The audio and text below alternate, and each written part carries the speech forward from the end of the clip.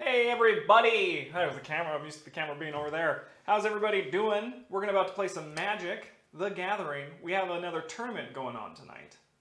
I'm, as always, Justin, and I'm joined here in the quote-unquote commentary booth by Andrew. How's it going? And we're about to watch a game go on. The names at the bottom do not matter yet, and look at this. Everything's broken. You gotta love how that works, huh? Boom. There we go. That's better. So, that's Travis on the left. Not judgy. Wait. Not judgy. Yeah, I'm actually gonna put in real names this time. And we got Patrick over here. How's everybody doing? This is our second attempt at doing this little tournament. And we're gonna kind of see how it goes. So the last time we did it, it was a draft tournament with Patrick's Peasant Cube. And tonight we are doing a pre-constructed tournament with a bunch of decks that Travis has. And by a bunch of decks, I literally mean like 50 like a metric fuck ton of decks. He collects them. That's one of his things. He likes to collect the Magic. So they each have 3 decks. The first 2 we have, what does Travis run? Reality Fracture. It's a deck from Time Spiral. Time Spiral, okay. And then Patrick is running a red-black deck from Shadowmoor. Involves red-black or red? Oh, this one right here. Runs -1/-1. Army of Entropy. So it looks like Patrick runs a lot of the the elementals, right? Yeah, there's a lot of elementals in that one. And Travis is really has a lot of derpy cards. It plays Suspend, if you know what Suspend is. So it's a it's a mechanic where you can play a huge, big creature. And they're rolling that stupid small dice that no one can see. The D100? Yeah, anyways, people who don't know, Suspend is a way to play your creatures from the future where you can pay an alternate cost for the spell's mana cost, and every turn you remove a time counter, and once all the time counters are off, your creature comes into play or your spell resolves. And yeah, it's a good way to just put, like for example in Travis's deck, 8 Deep Sea Kraken. It's a 10 mana spell. You can play it for 3 and with 7 or 9 suspend counters, I believe. Yeah, here once I can get it up on the page. They're rolling the worst dice in the world. So that is this one right here, the Deep Sea Kraken. So yeah, Suspend allows you to get a spell into play. And this one actually, whenever I think an opponent plays a spell, you can remove a counter. So you can get that guy out quicker than waiting for 10 mana. Oh, I guess they're waiting for us to tell them to go. They're good to go. Just give them a shout. Just unplug yourself. And Sea Otter, thanks for asking. The stream went very well for the rest of the night. You guys go. Start. We had a lot of fun. We played Broom Service, Stone Age, and we ended it with Cthulhu, a deck building game. And I think I actually do need to put this kind of over here and move this more towards you. Which button you where it is? Yeah, because I like to look over chat. Boom. And now you can squeeze in a bit more. All right, so the problem is I don't know. I won't know most of these cards. So I'm just going to kind of be watching and looking at the health and providing the jokes as they play. So it looks like Patrick starts with the swamp. We got an island, and he's matching that with. Is that a card he's suspending, or is that something? That is a suspend card. That one I can't see. I think that's just a 4/1. That would be. Yeah, it looks like it's suspended. Yeah, I can't remember the guys. I think it's Errant Ephemeron. We did end up figuring out the betting commands with some trial and error, and then Mike came and saved the day. And Crush Posers, I would not recommend to study an Emerald for a novice gaming group. That game is actually pretty intense to try to get, wrap your head around. I mean, it's easy once you start playing, but it's kind of a tricky one. Oh no, the one Travis has a Viscer D blocker. I think it's a 4-1. How do you spell that? VISCR. Yeah. That guy. Yeah, it's a 2-3. Oh, so it is suspended. For 4. Yeah, okay. So he paid blue, it's a 2-3. And then that is Ashenmore Gouger, I know that one. That's a 4-4 that can't block, I believe. But it's efficient because it's 3 mana, and it's going to punch Travis in the face. And he has a empty the Warrens for 2 because he played Claws of Jix. So he gets 4. 4 1/1 Goblin tokens. Yeah. Or that looks like 6. 6. Oh, because he cast the Viscera came to play. Yeah. Right, yes. So it looks like Patrick is taking 2 damage off that. Yeah, because creature the comes in creature and Ashenmore Gouger cannot block. There is a red box around Patrick. That's only we can see that. Oh, yeah. Okay, so you just made me look really crazy. Or I look really crazy just seeing things. So that, that is the Ashenmore Liege. I remember. I can't remember what it does, but I know that's what it. I recognize the art. I know it gives your black and red creatures plus +1, so it hit the Ashen Gorger is now 6/6. And whenever it becomes the target of a spell, your opponent loses 4 life. And it looks like Travis coming is for 5. Unless he's So let's see what Patrick does. He's thinking about it. Do I take this damage? Is it worth it? Oh, and Viscera has a switch, plus minus, I think, and this is where the life is going to get confusing. So he did it twice. So Travis is hitting with 4 and 2 more, so it should be 7 if he's hitting 4. Boom. And he might actually be a bit lower because we might have missed the first activation of it. Hey, Peanut Butter Babe, how's it going? I forgot to get last night Paul to sign your mug, but we will not send it out before Paul has a chance to sign it. So we're it's nothing to worry about. I haven't seen some of these cards in so long. Some I of haven't the usual regular ones we see with Cube and EDH and Modern. Once again, he's just chumping the Ashenmore Gouger, who's now currently a 6/6 because the Ashenmore Liege will give it because Ashenmore Gouger is both a red and a black creature because of its hybrid mana costs. Patrick just played a card called Cinderbones. It's a 3 mana 1/1 with Wither. And for people who don't know what Wither is, it's an ability whenever the creature takes damage, it gets a -1/-1 counter. And I think Cinderbones has 2 mana to regenerate itself. That spell that he just played, I have no idea what that's. Draw a card, looks like. I knew he draw a card, that's what he got. Andrew, where's Dustin? Where's Dustin? Yeah. I don't know who Count Ball is, and Dustin, he doesn't play Magic with us. Don't mind me, I'm just going to eat this banana as we do our commentary, because it's good to eat fruit. That's the... Oh, man. I haven't seen these cards in forever. That is a Keldon Barbarian. I think it's just a 4/1 first strike, which is good right now. Looks like so he's coming in for, right now, 4. 4, yeah. And he's paying it 5, once. 6. So he'll go down to, by our count, 5, but we could be completely wrong. Yeah. I was not paying attention off the hop. So that Empty the Warrens was very good. Yeah. For Travis, because he just has basically endless chump blockers for a lot of these things. This is going to be in the wrong place at the wrong time. Actually, that's pretty good. What's this? Another block. Count Blah, thank you so much for following. Welcome to the goddamn table. I think Count Blah probably knows you. Yeah, well, Patrick and I posted on Facebook. So someone on my friends list, I guess, saw that. So you bring people here. Oh, Ignite Memories. That is a fun card. What does that guy do? So it has a Storm ability, but it would just say it's doing it for 1. A target opponent, you pick a card or reveal. And I think it does damage. It does damage to target creature or player equal to its mana cost. So I think he can pick that 5 card and just dome it for 5. And I think that is what he did. That looks like what happened. There you go. Travis Ignite Memory, which is a hilariously good card. With Storm, that could be pretty.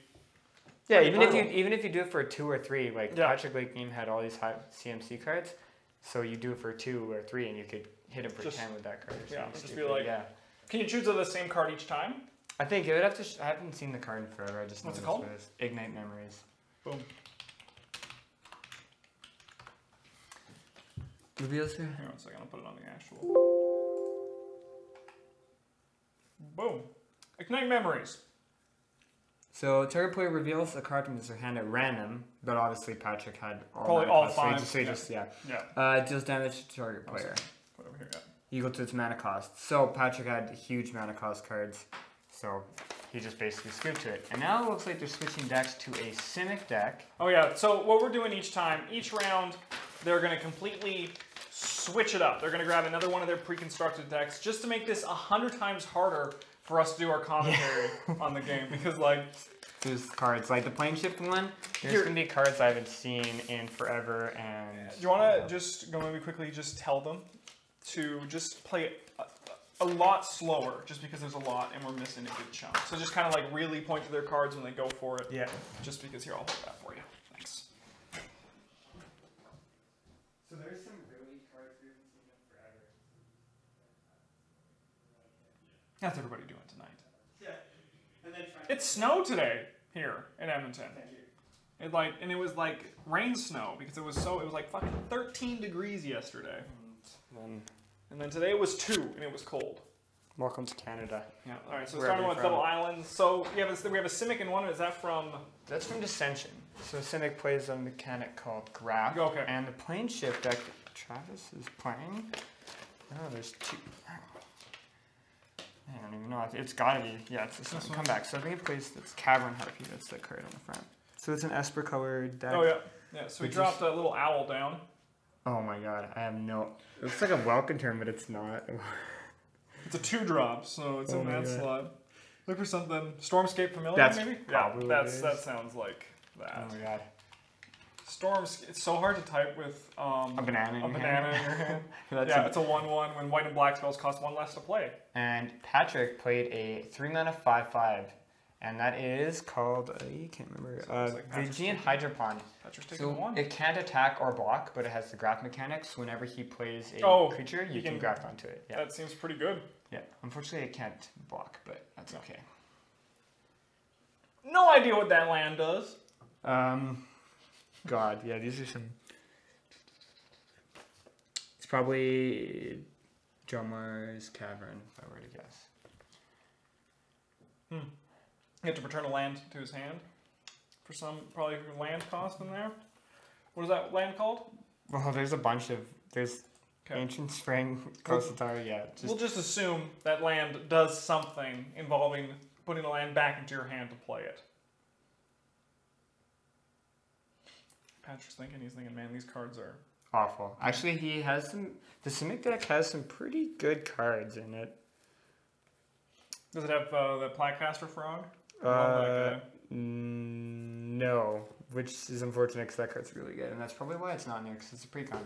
So that card, if I remember correctly, is a Silkwing Scout, and it's a 3-mana 2/1, and you could sack it to Rapid Growth, but it came into play with a graph counter, and I was right. What do you know? Look at that. I did my thing. When Dromar's Cavern enters the battlefield, sacrifice it unless you return a non-layer land you control to its owner's hand. So that makes sense with the planes. So it looks like... Get in there for 3. Unless, yeah, he's definitely not going to block that. Oh, it looks like he's going to play a Coiling Oracle, which reveals the top card of your library. If it's a creature, it goes in your hand. If it's a land, you Rapid Growth. And he's going to make it a 2/2 because the Vygian Hydropon does nothing anyways, except do that. Well, it just makes your stuff bigger. And I can't see because Patrick's deck is off. And that is it's a 1-mana Simic. Yeah, it's not this. Yeah, it's not this look. It's a 1/1 with Graft. It's kind of nah. That looks like the Radiant Spring or whatever it is. The Ancient Spring. I remember that from my early days of playing Magic.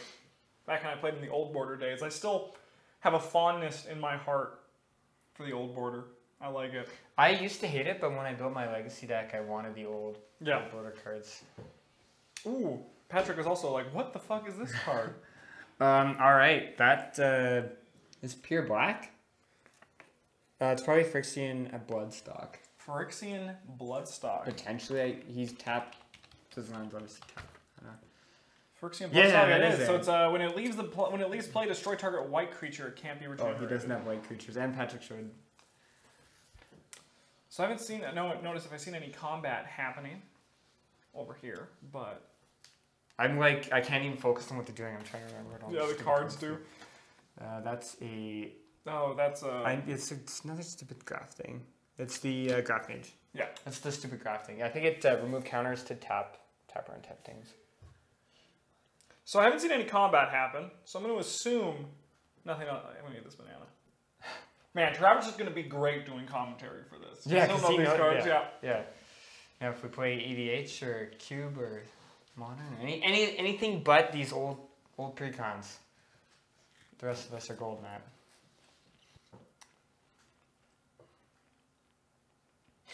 So the board is pretty cluttered. Yeah. It looks like Travis got hit by 4-3 again, right? Yeah. Because Patrick is fire. And I'd also go for pizza. I had tacos tonight, though, so I'm pretty full peanut butter baby. That is a water spout elemental. I don't remember what it does, but it costs 5 mana. Water spout elemental? Yeah, it probably has some stupid plus. So it's a kicker.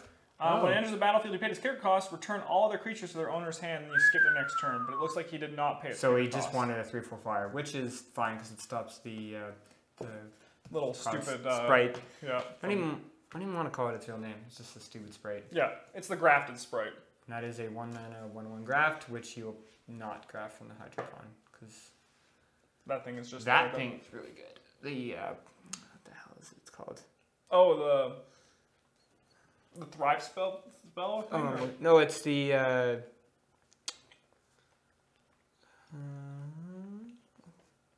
like it's 3 mana for a 2/1 and it gives your guy flash. Or it has flash, and if you pay green it gives all your guys shroud. Oh.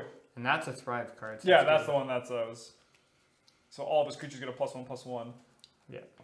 Which is pretty damn good on Patrick's end.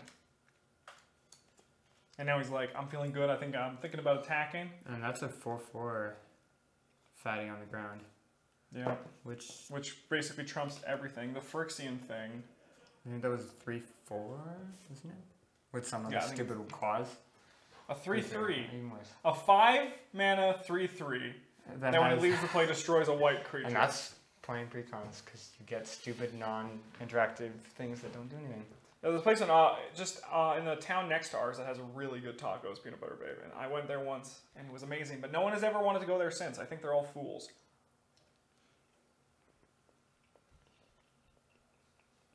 That's one thing I would really like to go to Chicago and have a real Chicago Go deep dish pizza. Yeah, that'd be really good. Actually, I would want to go there for an Oilers Blackhawks game. I'd go there for that. Yeah. And for some pizza.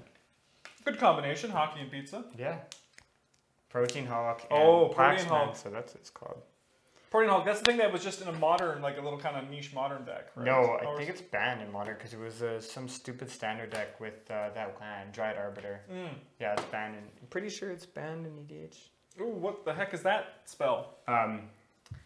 This little... How much mana? It looks like 5... A billion? Yeah, a billion. Could be a Hunting Drake. Ooh, that seems like he had to kill a creature. Hunting Drake. Yeah, when it enters the battlefield, put target red or green creature on top of its owner's library. That's not it, though. That's not the art. That's not it. That's not it. We're scrambling here. No, it looks like it because you can kind of see like the little beak. But look, there's orange in that one, though. I think that's just the color correction. This is very oversaturated. Banned EDH and Legacy, not modern. That's the Protean Hulk. Because I remember it was shooting up in price, and everyone was like, why is Protean Hulk getting so expensive? And I'm like, I only play draft. So we got, I think that's Tim. Tim is going to be on top of what these cards are. Tim would be very helpful to have for this. Yeah.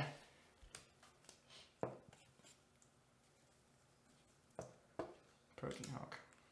That'd be funny if you were lying about living in a... Oh, Cavern Harpy. So he's going to bounce. Cavern Harpy is, you come into play, bounce the thing, and now he's bouncing Protein Hawk. So that's Cavern Harpy is in a very fun Legacy deck I want to play. Oh man, if there's the gold border on the old cards really sucked. The kind of weird pukey gold. I kind of think it's cool. I miss the brown for artifacts. No. I know Defouled's really big into that with having the old. Well, plus they're more expensive and more shiny, so that goes well with his game. So we should explain what Protean Hulk does because we've been talking about it. Hyping it up and. When it dies, search your library. When Protean Hulk is put into the graveyard for play, search your library for any number of creature cards with total converted mana cost 6 or less and put them into play. then shuffle your library. So basically, once it dies, you can put a bunch of shit. I don't know what that is that Travis has. He's seeming it out to be, it's a rare. It's an enchantment. So, Planeswalker's Scorn. Probably that. Well, they're laughing at this. Yeah. Which is, target opponent reveals a card at random from his or her hand. Target creature gets -X/-X, where X is that revealed mana cost. Like Play this Protein ability only, yeah.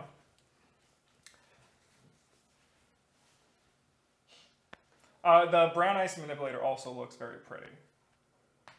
Do you guys have a delay on our Twitch? Yes, we should have about like usually 12 to 18 seconds.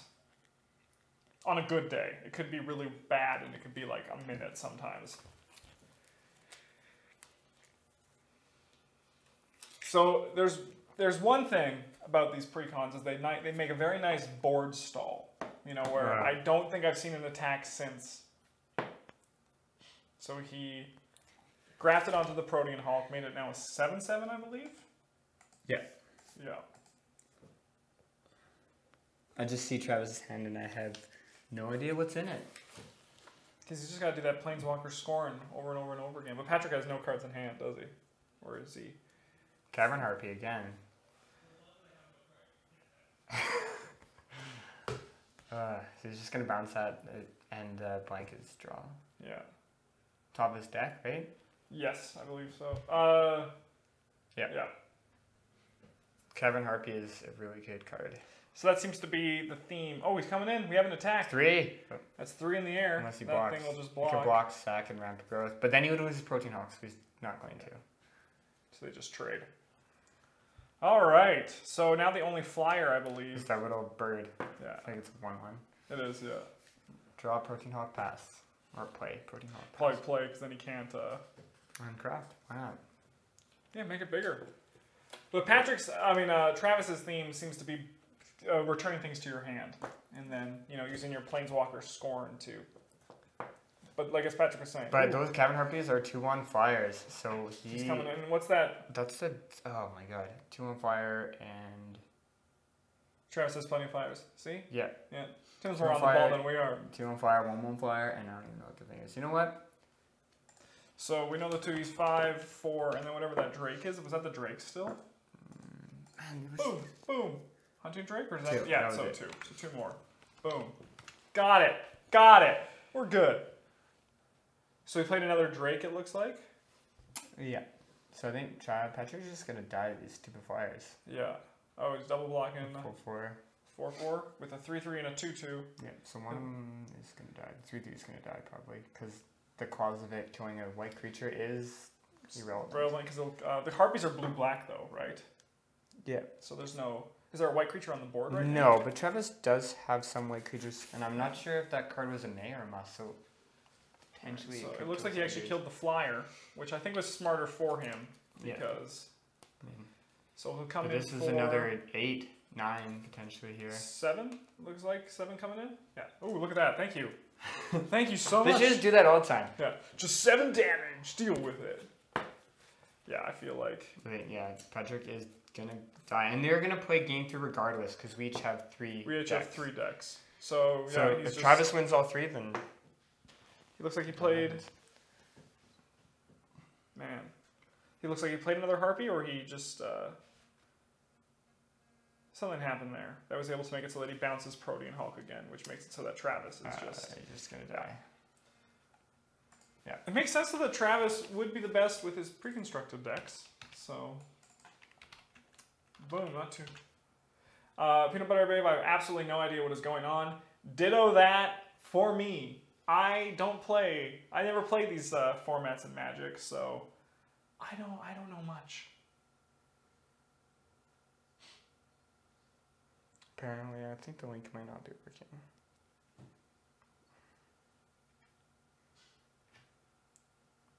On Facebook?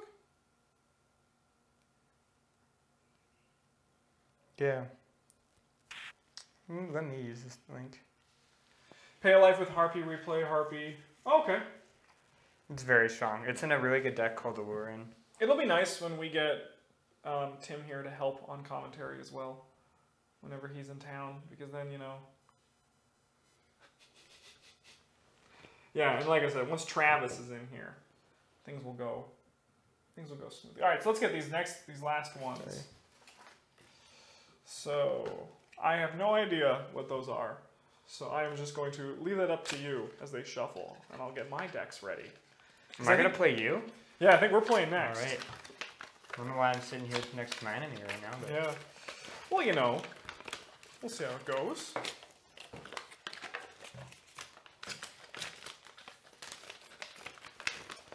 This one doesn't have a list. I don't know what they're playing. They're playing a 5th Dawn deck and just their Future Sight thingy. On Future Sight? It should be this one. It's a blue-red deck. Yeah.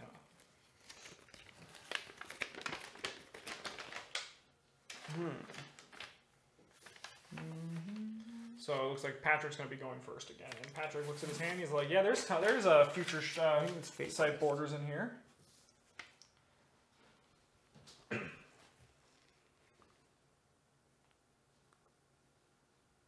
Yeah, those are cards all right, Travis. Same for you too, Patrick. Yeah, Mitchell put in like 62,000 into the jackpot, and then he rolled a 1 on a D100 and doubled it. So the jackpot is through the roof. So Patrick starting with an island. They're both starting with an island. Falls up with a mountain, and he's thinking, what's this card do? I would like to know what that card does too. I can't even... Oh, that's... it's probably a Silvok Explorer. I'm pretty sure that's what Travis just played. Silvok Explorer? Yeah.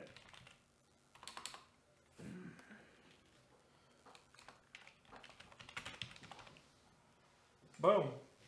Yeah, looks like it. Add 1 to your mana pool of any land that an opponent controls would produce.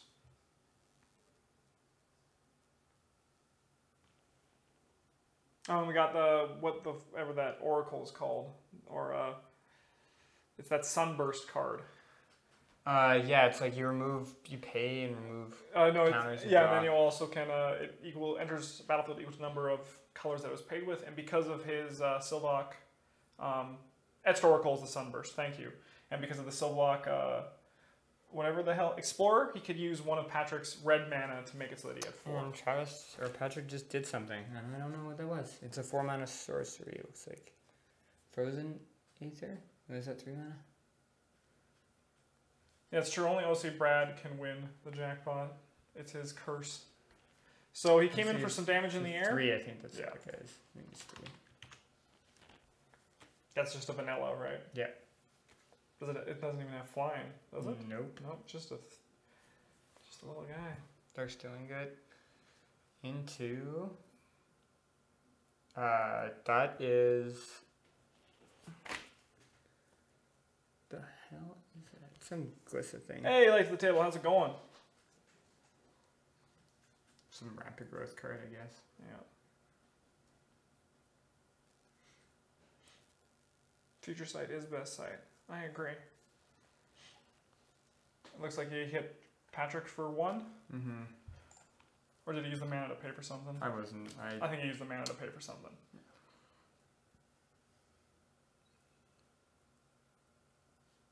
Alright.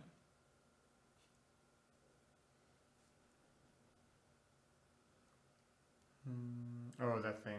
That thing is like uber scry. It's like you scry 1, then scry 2, and then scry 3. Oh, that's crazy. Yeah. The one that he just played? Yeah. Entwine. Entwine, find 2 lands, put them into hand, or put 2 lands to hand from play. Yay, okay. Tim. Okay. It was the card Travis just played. Thank you so much. So that makes sense. I thought it was a creature at first, but now it explains why it's in this It does look like Glissa, though. So is the spell that Patrick has, is that It's a creature? I think it's a 1/4. It is... I think it's this guy. It's Cryptic and Yield. Right there. I think it's a 1/4. Yeah. Scry 1, then scry 2, then scry 3. That's really funny. Mm-hmm.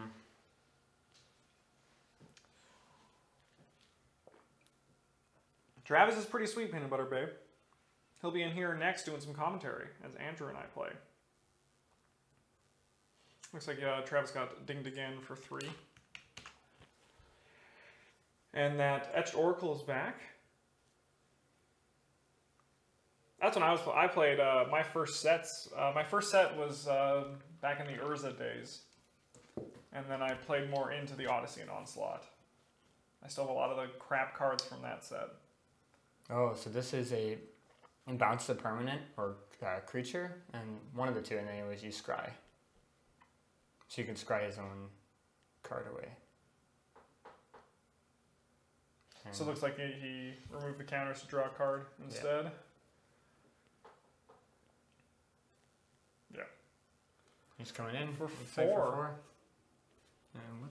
It hurts. It hurts. And there's some sort of artifact on the board. Yeah, that is a... I think it's not... There's so many things. It could be. I think it's Darksteel Pendant. Oh, that's that... is that Manta Ray thing? Yeah, I think it's awesome. Sunburst as well, right? Yeah. No, it is also Sunburst, but it can only be 3. So he's a 5/5 and a 3/3. Seems good. Manta has flying, right? It does. It is a... So that's... If Patrick doesn't have an answer to that, that's just something that kills him in 4 turns, right? Then there's a question, though, if Patrick will die. If Patrick's just going to... He is just passing, so he has shenanigans that are a mystery to me as well. Yeah. Something's going to happen. That's some stupid Vidalcan thing in his hand. It's about the gist of my knowledge. Pendant is Scry 1. Is that the artifact? Yeah. Yeah. Look at Deval go. It's just... Next time he's in town, he should be here. I don't even know when he's in town. Like I said, next week. Cool. Nope. And I think Ben would be in there too, so we can have a real cube. Yeah, the actual big one. He's looking to buy some powered, so there's also another Sunburst thing. Jeez. So Patrick is falling behind. Yeah, coming in for 5 in the for air. chunk. Oh. Okay, we got a little thing. We got a thing. Some more scrying. Unless he's doing something else. Or like, what did he tap? How much? 5 mana? Okay, so it is Riddle of Lightning or Shivan Meteor. It's definitely Riddle of Lightning. Shivan Meteor does like 13 damage or something stupid. Riddle of Lightning is choose target creature, scry 3. That's not the card. That's not it's Shivan Meteor. Oh, it's not, no. Shivan. Something That's Shivan Meteor. So, you guys can't hear that, but there is... Hey, it does 13 damage. That's right. So, what is that other card he played? I'm sure Tim will tell us right away. Yeah. Hey, Elaki, how's it going? We're just... I feel like I'm trying to swim. And, like, I'm just, like, going deeper in the water as they do this. As long as we get you guys... Oh, and yeah, the Manta Ray is dead, so... It took 13 in the face. That thing probably reveals, and just damage equals to mana cost or something. Shivan, so he's going to suspend Shivan Meteor, which does 13 damage. Isn't there a Twitch bot that does card info? There is. We don't have it on our system, though. It's not in our chat. So he looks like he scried end of turn to try to get something. And yeah, Patrick was tapping down on the meteor, being like, you have... It's only the creature, though. Is it only the creature? Yeah, I'm pretty sure. Oh, it is, yeah. Well, that's not that exciting. I mean, 5 mana to go bang, 13 in your face would be kind of... Would be incredibly, incredibly strong. Yeah, and that card Travis just played, if I remember correctly, is Energy Chamber. I don't remember what it does. Well, that's why we have this open. The magic internet. Energy Chamber. Look at this. So it's at the beginning of your upkeep, choose 1. Put a +1/+1 counter on target artifact creature, or put a charge counter on target non-creature artifact. So it looks like he's just chumping. See you later. Choose target creature or player, scry theory. Oh, it is that one I was looking at. It just had different art. Oh, Riddle of Lightning deals damage equal to converted mana cost to target creature or player. So revealed did 5 damage to the Manta. Okay, then, yeah. Thank you, Defiled. So we had the right one, just different art. Yeah, that's what's like. Yeah, so we were 50% there. Let's scry again because why not? That's that 1/4 again? Yeah. Nice. That meteor is probably just going to blow up at 3/3. Or the 5/5. Is that a 5/5? Yeah, it totally is. I don't remember what that thing is. It's Sun Crusher. No, it's definitely But now because of the Sawtooth, the energy chamber, all of Travis's things have inevitability, right? They're just going to get too big for... Not for a Shivan Meteor, though. No, that's true. But he'll have to choose, right? Between the 5/5 or was probably going to be a 4/4 on his next turn. What does Patrick have for rares in here that gets him with this? Boulder Intimidator. that will... Is that the one that turns people into cowards? Yeah, and so it kills people really dead. But his rares are Magus of the Future and Shapeshifter's Marrow, which I don't know what that is. Alright, so this is Boldweir Intimidator. This card makes me laugh. And it's a card that will change the course of the game if you can get it out. Yeah, cowards can't block warriors. Target creature becomes a coward until end of turn. Target creature becomes a warrior until end of turn. So it looks like Patrick's swinging in with the 5/5 and the 4/4. So let's see how this goes. Patrick plays... it looks like he has a... Just jumps. Just jumping. But that's okay because that meteor is ready to strike. And it's going to take him down. Yeah, it does the 4/4. Or the talking. And yeah, just you got to get rid of one of these problems. Do you know what'll help Patrick here? 2 lava axes. If he had 2 lava axes, he'd be... Well, Patrick... so it was Vidalcan Aether Mage flash in to chump. With a nice... I'll catch that ball and throw it in the net from the nice layup from Tim. Yeah, play the Intimidator. Let's get some cowards on the board. No, he's doing the other one. That is some scry thing. Oh, is that the one with the girl with 3 eyes? Yeah. Yeah. I know the art. Frozen... Can't do the name. Frozen Aether? How much mana is he tapping? 4? Yeah. Yeah, Frozen Aether. Or, yeah, it could be Frozen Aether. No, nope. it's not. It's a spell, I think. Spin into Myth. Right. Nope. Nope. I feel that drowning sensation again with my water, my lungs filling up with water. You know what? It happened. Yeah. He scried. Tim will... I don't know why he's not... He's just gonna die to these fatties. Yeah. Favorite card art in Magic? I am a big fan of stylistic stuff, like on the card of Rite of Serpents. I love this kind of... Here, let me... Oh, okay. Rite of the Serpent, probably. Rite of the Serpent. Woo! I like that little pleasant bling. This one's one of my favorites. Just that... It's 4C. Scry 4, draw 2. Yeah, Rite of the Serpent's one of mine. Mine's probably some weird dragon card. Dragon Tyrant is up there, but I also like Worthos the Tidemaker because Dragon Tyrant's just a classic. All right, so it looks like Patrick's swinging in. I mean, Travis was swinging in for 8, and it looks like Patrick just took it on. No, he took 4 of it because he blocked. He blocked one of them with his little 3/3 guy. Yeah, Blood of the Martyr is nice classic. You don't see much art like that anymore. It's also, it seems really painful. And that is some little augury thing. Emberwild Augur. Emberwild Augur? Yeah, I think it does 3 damage somewhere. I don't know, or scry 3. Sacrifice it, deal 3 damage to target player, activate this ability only during your upkeep. So it's garbage. Only during your upkeep. Very bad. It's going to be a good chump blocker, that's for sure. He is just dead, and it looks like Travis is going to win all 3 of his matches. Oh, don't worry. He has a... That's Spin into Myth. He's going to bounce that. Yeah, and then he gets the... Scry. But Travis is going to... That destroys an artifact to scry. I think that's what that stupid thing does. I don't know why you do that. Tajilia Justice, I think that's what it is. So he took 4. Looks like there's a war going on in the comments, in the chat, between Travis and Patrick. Who they're cheering for? Yeah. Well, Patrick's dead, so fortunately Peanut Butter Babe. Yeah, there he goes. Yeah. We were totally... Luckily you get Travis in here to commentate on our matches, because... It's going to be a lot better. So you know what? We're playing with recent cards. Yeah. Travis is playing with all these cards. Yeah, Spin into Myth does have Fate Seal too. Yeah, and that's why he did it, so he didn't want to get locked out. Yeah. So he can kill it so he didn't get the Fate Seal. Yeah. All right, well, we did... I would give ourselves a C- for that, but that's okay, because we are now going to... Switching out that last one. Okay. Eats it. Just We like the one that he had to sacrifice to deal damage, but only during upkeep, and it's just like great. Everyone hit that shit in Meteor? You know there's only one of that in the deck, eh? Yeah, No, I don't. That was sweet. I'll be on the Grizzlebrand side. I'll take the absence side. Travis, do you want to do my seat? Sure. See, it's nice and small for you, Patrick. Plus, I can agree with that too, Tim.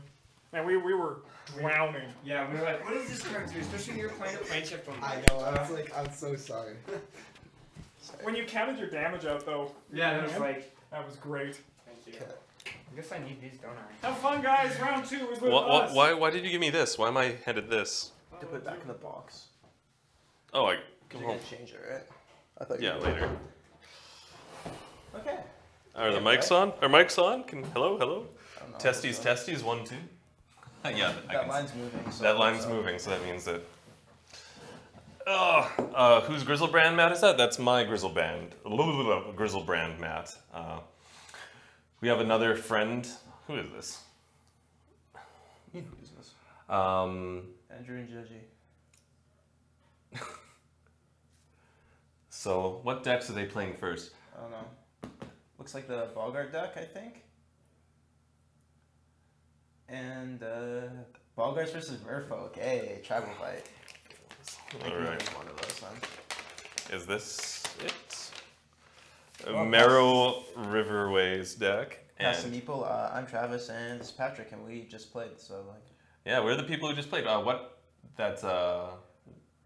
Shadowmoor and what? No, those are both Lorwyn. Oh, they're both Lorwyn. Yeah. Lorwyn. No, just they're all in here. I guess, but they were all removed, weren't they? Yeah. I guess it doesn't. So it's Bogart versus. Okay. Versus Marrow. So Riverways. Judgy is on Boggarts. So he is. What has he got? He's a black red goblin tribal. He's got Mad Auntie as his rare, and what else does he have? Boggart Mob. Yeah. So that's like Is it good as Earwig Squad? No, that was Morningtide. That was Morningtide. It's a 4-mana 5/5 that like you champion a goblin, and whenever it attacks, I think it gets. Man, I don't even remember all these. Fuck, that card sucks. Ember Wild Augur, not my favorite card. Whenever it deals combat, a goblin you control deals combat damage to player. You may play a 1/1 black goblin rogue creature token into play. Okay. Well, it sounds like Andrew won the roll there. And Andrew's rares. Let's see how it compares to the modern. He's got Sig River Guide. What is the Azorius? Sig River Guide is 1 blue and white for a 2/2 merfolk, who you can pay 1 and white to give one of your merfolks protection from the color of your choice until the end of the turn. Seems good when most of Andrew's cards are either black or red. And then Wanderwine Prophets. Wanderwine Prophets. Wanderwine Prophets is a 6-mana 5/5 that when it connects with your, or you have to champion merfolk when it comes to play, and when it connects with your opponent, you get another turn. Oh, so it's just free time walks. Like if you hit them with it. Whenever yes. Wanderwine Prophet deals combat damage to a player, you may sacrifice a merfolk. Sacrifice, If you do, yeah. take an extra turn after this one. I was pretty sure there was some kind of caveat on that, but All right. it's like they're finally getting ready to go. God, precons are so dumb. Andrew's got 3. Islands He's as got well. 4 islands. I think so. Judgy's got mana fixing. He's got Face Vaulter. That card's awesome. He's got face vaulter. Yeah. Oh, he's got a 1-drop. Oh, Yeah. it's gonna. Oh, Andrew's done. 1-drop face vaulter. Yeah, Face Vaulter is a 1/1 Goblin Warrior, I believe, maybe Rogue, and you can pay a black and sacrifice a Goblin to give it +2/+2 until the end of the turn. Does he have any? Oh, I bet he's got like Warren. Does he have Warren Weirding in here? Weirdly, I think that was Morningtide. Yeah. He's got nothing that like. Andrew has a Marrow or a Silvergill Adept, revealing Judge of Currents. The Adept costs 3 extra cardless mana to play unless you reveal a Merfolk from your hand, and when it comes to play, Andrew gets to draw a card. He's just playing modern Merfolk. No, he's not. It's much worse. Usually he goes His Island Regery. Yeah, his islands are uglier. Treasure Reno, the pre-constructed pool we were playing from are the ones that I own. So that's Preconstructed. Yeah, like all the official theme decks from that Wizards produced. Everything from Mirrodin up to Eventide, I think I have, including some random sets, older sets, like Plane Shift, Apocalypse.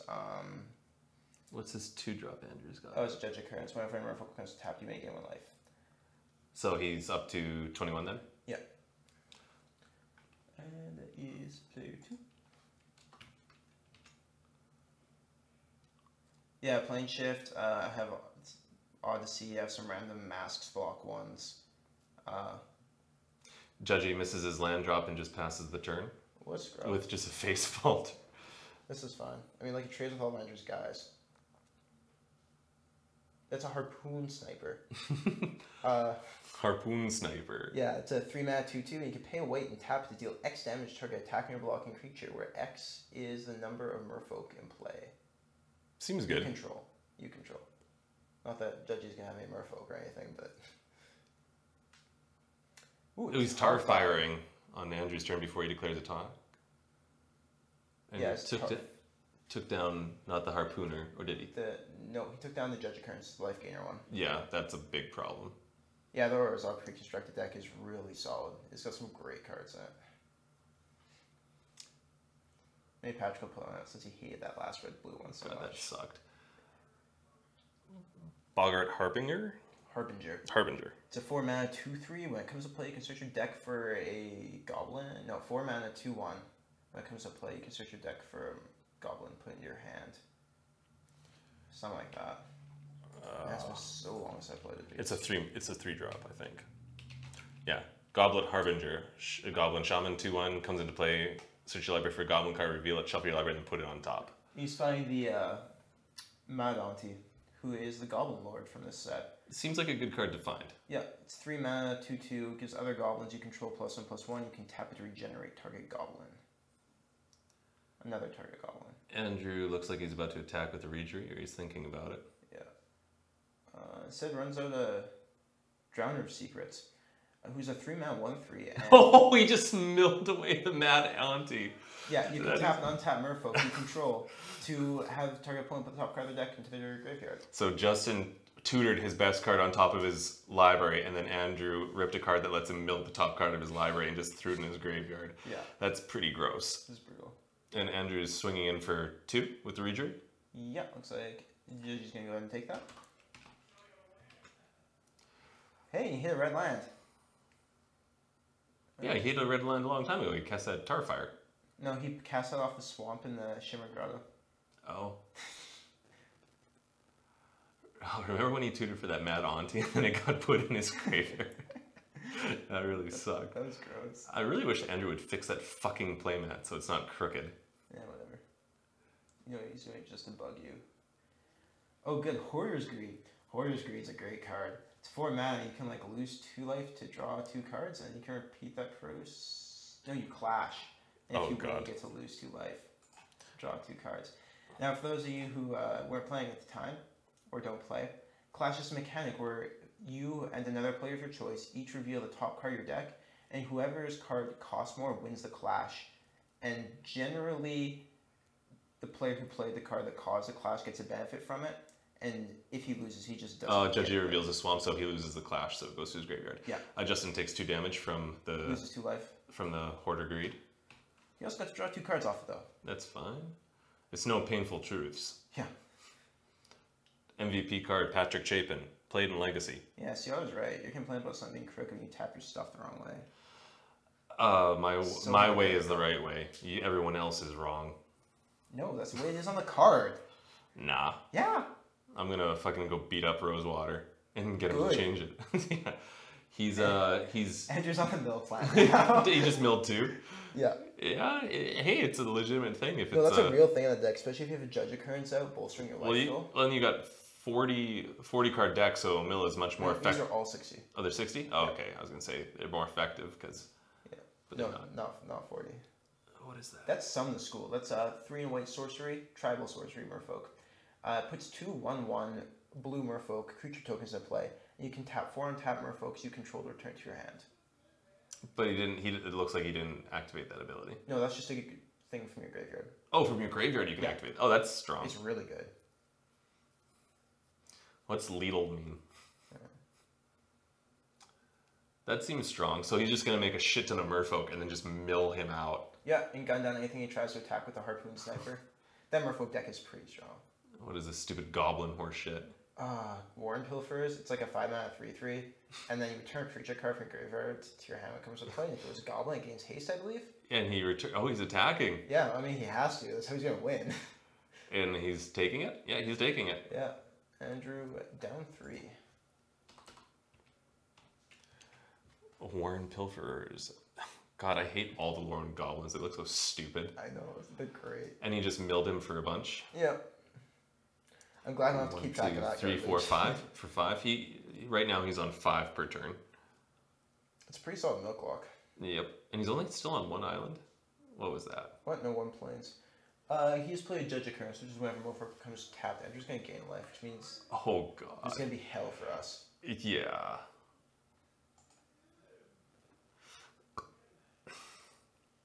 When do you think do you think you invest 1 more turn into regrowing the School of Currents before going all in on the mill plan? Yeah, probably. You probably don't start going, because you can activate that ability anytime, right? I believe so. Yeah. So, what is it called? Called or current school what? Summon the School, I believe. Summon the School. Summon the School. Tap 4 on tapped Merfolk. You return this card from your graveyard to your hand. Yeah, you can do it at any time. Yeah, the card's really good. Seems good. Yeah. Yeah, so I would probably regrow and then cast it next turn and then go for it. Just start tapping it, and then that would be like 1, 2, 3, 4, 5, 6. Mm-hmm. That's a Mill you 6 and gain 6 every turn. Yeah, that's pretty rough. And you can leave it up and just block. Yeah. Here comes down the auntie for Judgy. He's swinging for 4 with for 4 with Pilfers. And it looks like Andrew's taking it. He doesn't care. His life total is kind of irrelevant right now. Yeah. Oh, I'm just looking at that fodder launch. Is there anything that Justin can do to not... Well, if he gets removal for the mill Merfolk, yeah, then... There's a Ghostly Changeling, which is a... Andrew gains 6. Yeah. Ghostly Changeling is a 3-mana 2/2 with Changeling, which means it has all creature types at all times, and he can pay 1 in a black mana to give it +1/+1 until the end of the turn. Andrew found a second white source. Mm-hmm. He's playing Summon the School. Summon the School. He gets 2 more Merfolk tokens. Good. Good. This is the game. So he's got 4 tokens. Yeah. In chunks of 2s. 2 chunks of 2. Yeah. Well, untapped and tap or Sick and something unsick. sick, yeah. Yeah. This is almost as savage as that Hunting Drake beatdown I gave you. Milling him. Oh no, he's regrowing the summon. He's regrowing the summon the school, Gains 4. and then casting it again. Yeah, he's going for critical mass this game. Yeah. Things are not going well for our goblin hero. No. The shenanigans aren't going to be up to par this game, I don't think. Fucking Merfolk, the worst. What is there anything in his? There's like, he has to remove like, even if he removes the. He's got the far launch in his hand to get rid of it. Even if he removes the Silver Gill Adept though. Or the Drowner Secrets. Or the Drowner Secrets, yeah. Another one, yeah. What's a terrible Merfolk from? Ooh, there's a far launch, which lets Judgy sacrifice a goblin as an additional cost to play it, and then it gives a creature -5/-5, and that creature's controller loses 5 life. That's pretty good. It's very strong. This game is Judgy on goblins, and Andrew is playing Merfolk. Yeah. So he's milling him for 1, 2, 3, 4, 5, 6. 6 again. And gain 6. He in response to it. What's Justin targeting though? I'm not sure. Oh, the Judge Occurrence, the life gain one. Yeah, so he didn't respond, so he still gained the life. Yeah. No, he's still done that. I think that I just think Justin's fucked. Well, there's no way. Yeah, there's no way he's gonna swing through those Judge Occurrence or race them. Yeah, yeah, it was the life gain dude. It's just like he's got 2 win conditions on the battlefield. They both He's just like, whatever, I guess I'll just swing with my guys. alpha you, bro. Figure it out. 5, 6, 7, 8, 9. I wonder if Andrew could just kill him on the crackback with just damage. Maybe. That's not just gonna Like he's got 6 1-1s, a silver 6, guild. 7, That's 8. 9, 10. He's got 11 points on board. Jesus. If he has a Reacher, that'll get him. Yeah, there's Reachers in here. Yeah, that's a lord. He's got 2 of them. If he and Justin's tapped out, if he just played Reacher, he could just kill him with damage. Yeah, so the other elves and merfolk usually come out to be about even, but not What's that card? elves and merfolk and goblins. That's a Stony Brook Angler, I believe. It's a 2-mana 1/2, and you can pay 2 and tap or untap a creature, I believe, something like that. Angler, Stony Brook Angler, 1/2 for 1 in blue for 1/2. Pay 1 in a blue, tap it, tap or untap target creature. So it's a Yeah, that's right. it's a shitty tapper. Yeah. Andrew is Just doing passing. some of the school stuff again, Oh, and then passing. Yeah, did he? he regrew it and then cast it. Oh, okay, yeah. Sorry, I'm not 100% on these cards, guys. It's been a while since I played with a lot of them. This is back before a New World Order, where Mero was like, actually this was the set that kind of inspired New World Order, where they're like, there was so much stuff on the board that players kept on missing interactions and losing and having really bad feel bads. And they're like, we need some vanilla cards in every set just so it's a little simpler. I mean, like, I don't mind that watching this. This is just terrible. This is horrible Magic. These are all awful. Christ. No, and Andrew's got an inevitable engine going. Yeah. If like Justin targets any of his stuff, he can just tap it to regrow a token producer. Yeah, it's not looking good for him.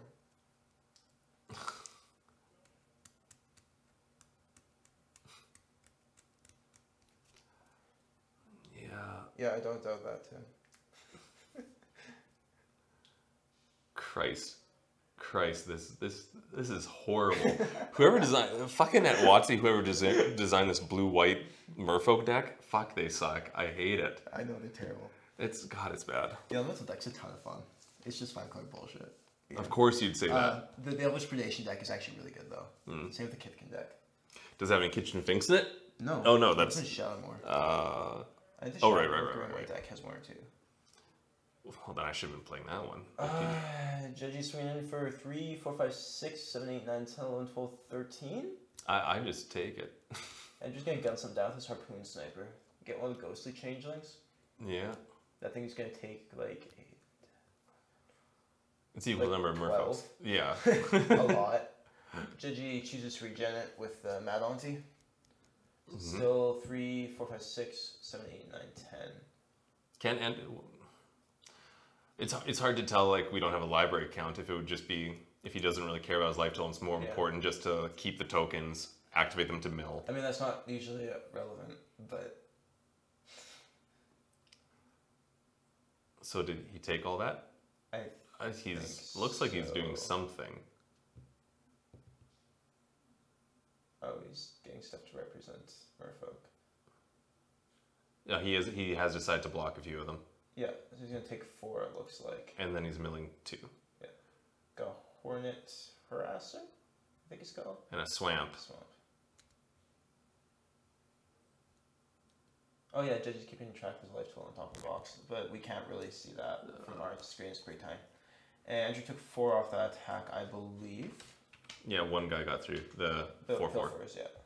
Hey, Clash. Clash, you both suck. What happens when it's tied? Does the person who's clashing win? The person who's clashing loses.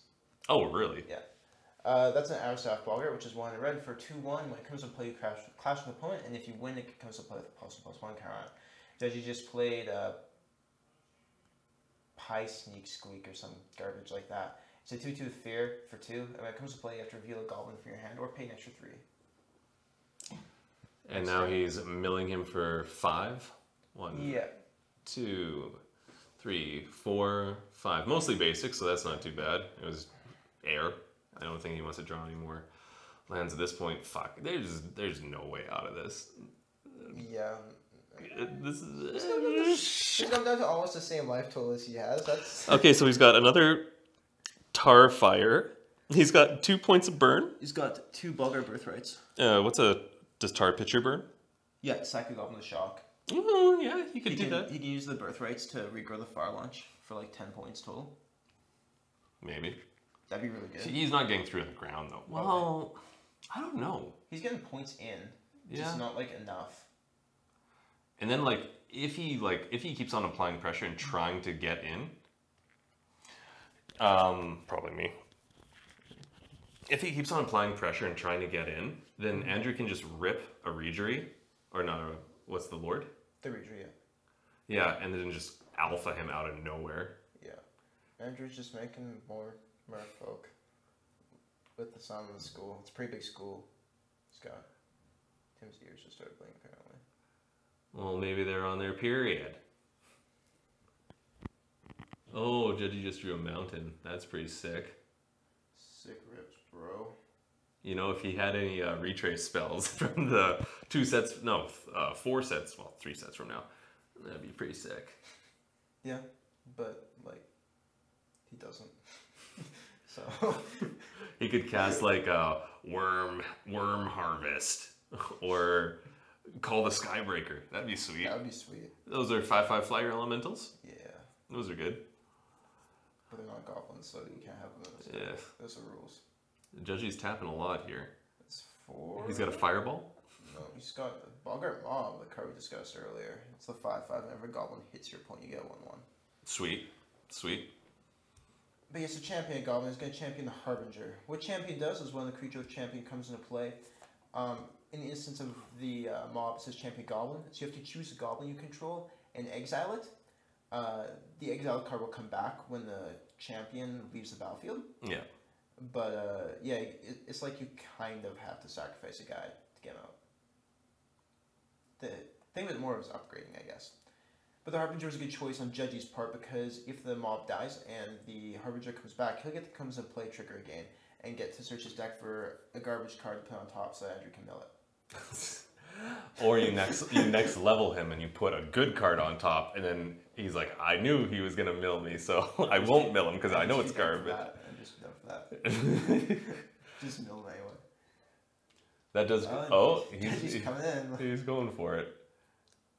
So Andrew's got 8 Merfolk tokens to block with. No, he's got 4 tokens to block with 4 Oh, more those taps are- that yeah. he tapped for the summon. He's gonna probably gun some now with the Harpoon Sniper. Maybe Yeah. some jump blocks. He's just counting his Merfolk, so he's got 8, 9, 10, 11? I think so. Unless there's one below that we can't see. I think. Well, the Drowner's down there. that we Oh, can't then see. that's 12. Is it?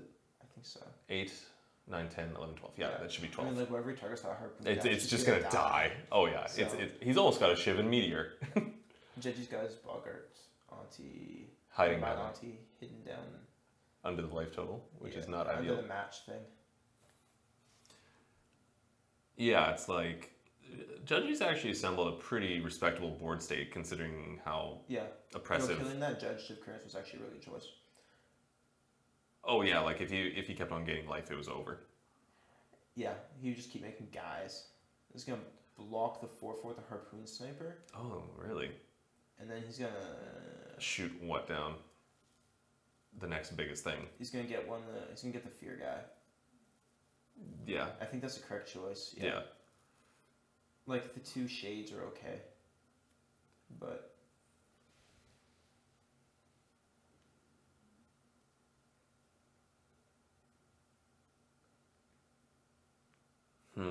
Does Andrew have any cards in handy that you can see? I don't think so.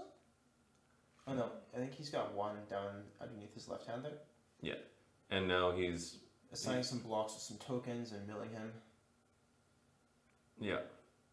I think so, Tim, but I doubt they actually pay attention to that. Andrew's bad, remember? Looks like Judgy's getting through for 3, 4, 5, 6, and he gets 2 1/1s off that because of the. So Andrew goes to 11? mob. Yep. And where is he representing his tokens? He's got some really tiny dice. Oh yeah, Just there above they are. the Oh, I average can. staff Yeah, bar. in Grizzlebrand's wing. Yeah. There they are. Scum. I have to tell him not to do that.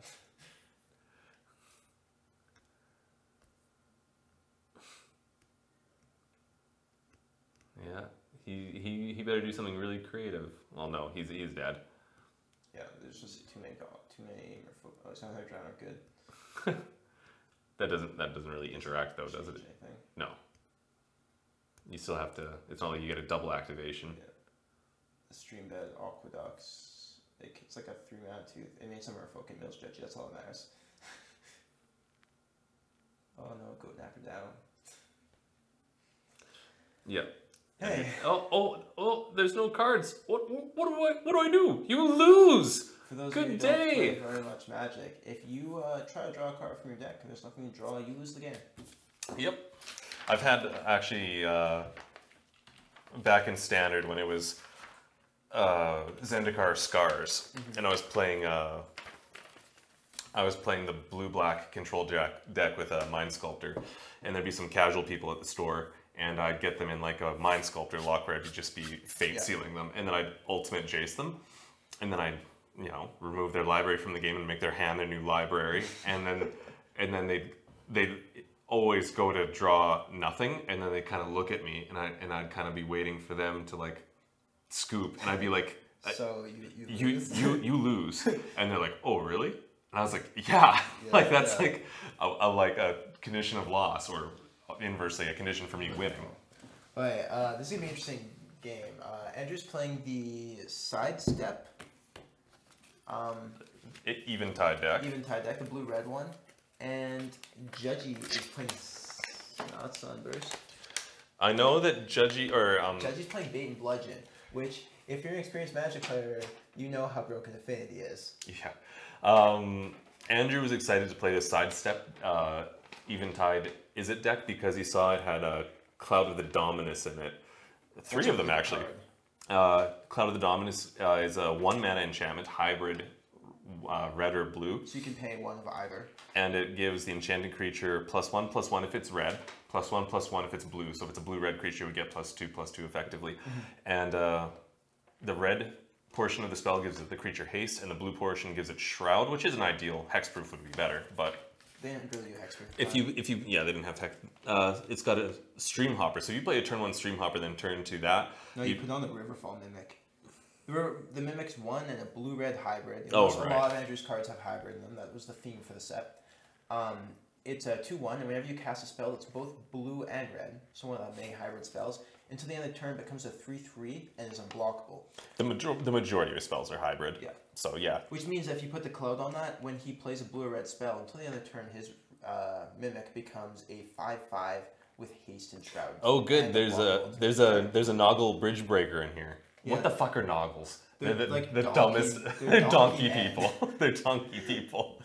Dumbest creature type I've ever seen. I want to talk about Judge's deck real quick before we get going. So what Affinity is a mechanic that makes your cards cost less for whatever.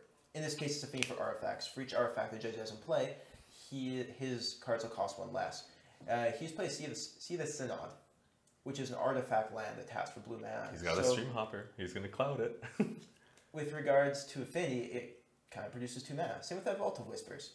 Now, because Judge's deck is fair and balanced, it's playing 4 of each of those. He's just swinging in for 1. one with the cloud, with the hopper. Yeah. What's that artifact he has out? Judgy has a Lendmere out. 1 mana 2/2 artifact creature can tap for black. So now he is counting Affinity. He has got 3 free mana right now. Yeah. And that's what he did. He just played a 7-drop. Yeah, so Mirror Enforcer costs 7 mana and is Affinity for artifacts. So if he had 7 artifacts in play, he gets to play it for free. But he only has 3, so he has to pay 4 mana. So now he's got a free 4. He's got a 7 mana 4/4. A 4 mana 4/4. Pay 4 for that. And he's got a Noggle. Stupid Noggle card. What is this I Noggle? don't even know which one that is. That's the Noggle Is that the hedge. It's either the Bandit or the Hedge Mage. That's the Bandit then. It's a 3 mana 2/2 that can't be blocked except by creatures with Defender. Judgy just swung in for 4 with the. Oh god, he dropped another. Oh, gross. What are they? Enforcers. Mirror Enforcer. He's at 16. Yeah. Andrew, I don't know what to tell you, man. Like the Noggle has evasion. Yeah, but just do 4/4s. What's that stupid? Oh God. It's one of the It's mono red ones. Hatchet? No. Yeah, that's a hatchet bully. Hatchet bully. That's not what I wanted. He's swinging in with 2 Mirror Enforcers, and Andrew is double blocking one of them to take it out. Okay, so one of them's going down. He's going to trade both hatchet And he's creatures. gonna That's take- good. I don't have to look at what that hatchet bully does. And he's gonna take 4. Yeah, that's fine. Judge is going to follow up with a frog. A free frog, Mike. No, I paid 2. No, that's free. It was free. And And then, then another mirror enforcer. Oh god. oh God, this is terrible. Fucking poor affinity. Andrew. It's fine. Yeah, Whatever. It's not balance. broken. How the Jesus fuck did Christ. this make it through Philly testing and into a thief? Oh, a hatchling. It comes in with 2 -1, -4. Or is it 4? 4. Oh my God. The hatchling is a 4 mana 6/6. That comes into play with 4 -1/1 counters. So it's a 2/2 that comes into play. But every time 6 Andrew mana plays a 2/2. blue spell, he'll remove the counter from it, making it bigger, and as well as a red spell, which means that whenever he plays spells both blue and red, he'll take 2 counters off it. Double blocking a Mirror Enforcer again. He's not. That's- This is terrible. Like this game is pretty over. That's brutal. Oh yeah. Oh no, he just jumped. Just jumped and took 4. Yeah. Okay. And I missed what the frog might did, but it is a 4 mana 2/2 with Fate for Mirror artifacts. Retriever. When it dies, he gets to return an artifact creature from his graveyard. It's Yeah. gonna die, and then he's going to draw Yeah, a Mirror artifacts. Enforcer. Yeah, he's gonna play that mirror first. That's a flame jab, which deals 1 damage to a creature or player. He's killed, and it's got retrace. He can discard a land card and pay its mana cost to cast a spell from his graveyard. There's no limit of times he can do that, as long as he can Discard the land and pay discard a land. Yeah.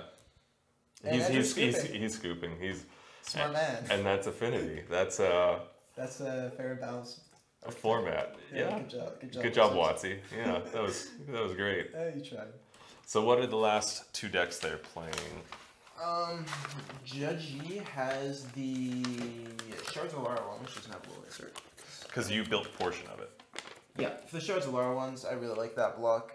And that was the first block they did 40 card precons for, which is garbage. Yeah, that makes no sense. So I took them and I added 20 cards to make them 60 cards, and so they could compete in this format. Yeah, but you kept them in relative power level, where Yeah, you didn't put any like. I made sure that I compared all like commons, uncommons to the newer decks and stuff. The Grixis one doesn't have Cruel Ultimatum in it, or does it? It does. Oh, sweet. I believe so.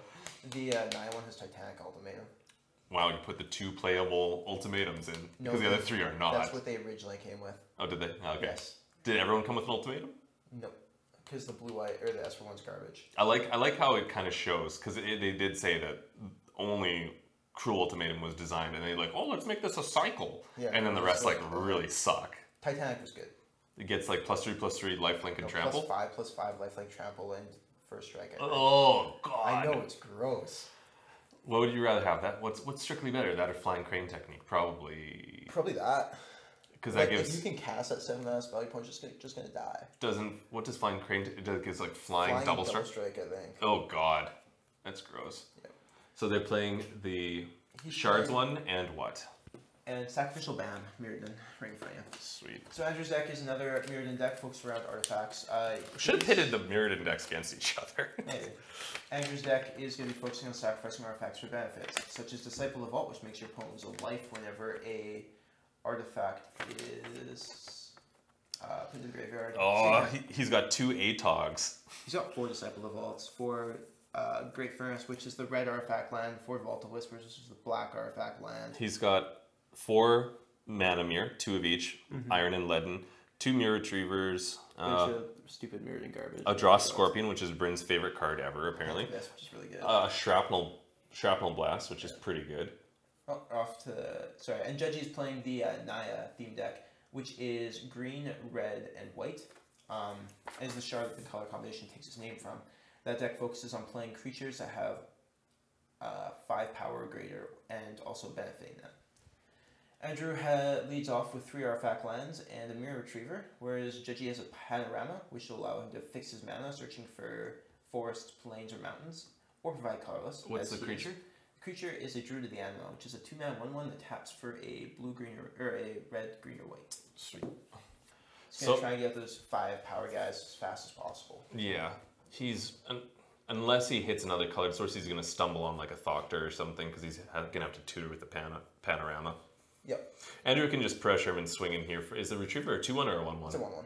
He can just, well, is it even worth? Yeah, he's just gonna get a free point in here. Yep. Just so you have to change the life totals. Of course. Because Judgy's never gonna block with a Mana Dork. Not now anyway. He needs it. No. It's a Nim replica for Andrew, which is a 3-mana 3/1 artifact creature, and you can pay 2 mana, 2 generic mana, and 1 colorless mana to sacrifice it to give target creature -1/-1 to end turn. Which doesn't bode well for Judgy's Mana Dork. No, that's not too hot at all. Nope. Let's see if Judgy. He's good for Andrew, but like. Let's see if yeah, I'm always rooting for Judgy. Let's see if Andrew can combo off this game, get like 2 vaults out, and then just sack his board to like kill him through all non-combat interaction. That's pretty good. Justin has 2 basic force, which kind of sucks in this deck for this stage of board development. It's not the end of the world though. He's how much does it cost to crack a panorama? Just one in Just tap. Carlos to Yeah. tap it. Oh no, he's not passing. He's got another Druid of the Anima. That's pretty good. So he can crack the panorama, Yeah. excuse me, with his previous druid or whatever. Yeah, if Andrew tries to kill it. Yeah. He'll probably do that like anyway, but. Right now, Andrew's got 4 affinity, if that counts for anything. 5 affinity. He's got 5 affinity, yeah. 3 vaults in play. There isn't too much affinity. A This is vault? Disciple the Vault. Yeah. Disciple the Vault is 1 black for 1/1, and whenever an artifact is put into a graveyard from play, you can have target opponent lose 1 life. It's pretty strong. It's very strong. It got banned in standard. It's legal and modern, just saying. Yeah, but like artifact lands aren't. Darksteel Citadel, scrub. Good artifact lands are. Hey, they're doing that thing that we said they were gonna do. He Yeah, tried to kill his thing, so then he's killing the thing, and then Judgy's gonna.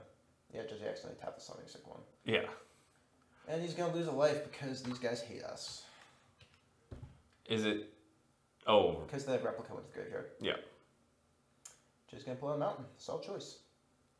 You know, so he can cast. What are those fucking awful? What's the?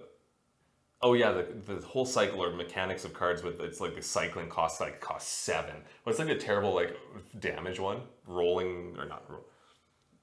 Resounding Thunder. Yeah, God. That's the gem one. It won't be in that deck. Oh, okay. I remember. Judgy's has Resounding Roar, which is a pump one. What's that in the middle? Some sort of. Oh, it's a Goblin replica. It's a 3-mana 2/2, I believe, and you can pay 4 mana to sack and destroy an artifact. Are there any artifacts in? There's an Obelisk of Mana. Very good. Oh, Judgy's got Mossadon. Oh, it's a Who's giant. plant elephant. Sweet. Is it a 5/5 or a 4/4? It's a 5/3. It's a 5-mana 5/3. You can pay 1 to give any creature with power 5 or trample until the turn. So it can give itself trample. Which means its extra damage will carry over. A talisman for Andrew. He's just ramping. Talisman of Dominance. That gives him red mana, actually, to play that I guess Shrapnel Blast in his hand. That is highly relevant. He can take out the elephant right now. So Andrew that's takes take one. a point off that talisman, yeah. And what's he going to set? Probably the Mirror Retriever. He's probably going to... Or Yeah. does he want to lose it right now? He's probably just... Is it worth getting back the Nim It replica? doesn't really matter. Yeah. Because either that or like the... So Judgy's going to lose 1, and he's going to kill the elephant. Yep. Solid play from Andrew. That is his only Shrapnel Blast, though. And then he's going to swing in for So... 2. What's the Goblin Is replica? that a 2/2, I believe? So that's 3. 3. I'll double check that, though. Yes, 2/2. So he takes 3 here. And Judgy plays something that's red that has haste. Or Oh, not. Bull Ceradon. Bull Ceradon is a 6-mana 5/5 with haste and vigilance. So Andrew takes 5. Yeah. I only remember the one from Alara Reborn, the Youngling. Was it a 2/2 haste Ceradon vigilance? Yearling, yeah. It's a haste, 2/2 haste vigilance, yeah. Man, so many bad cards in Alara Reborn. Stun Sniper. That card was okay. Intimidation Bolt. Intimidation Bolt was great. That had great flair, too. Like, you kill someone's guy and the rest of the guys are too scared to attack. Oh. Like, oh, God. That guy just got fucked. Yeah.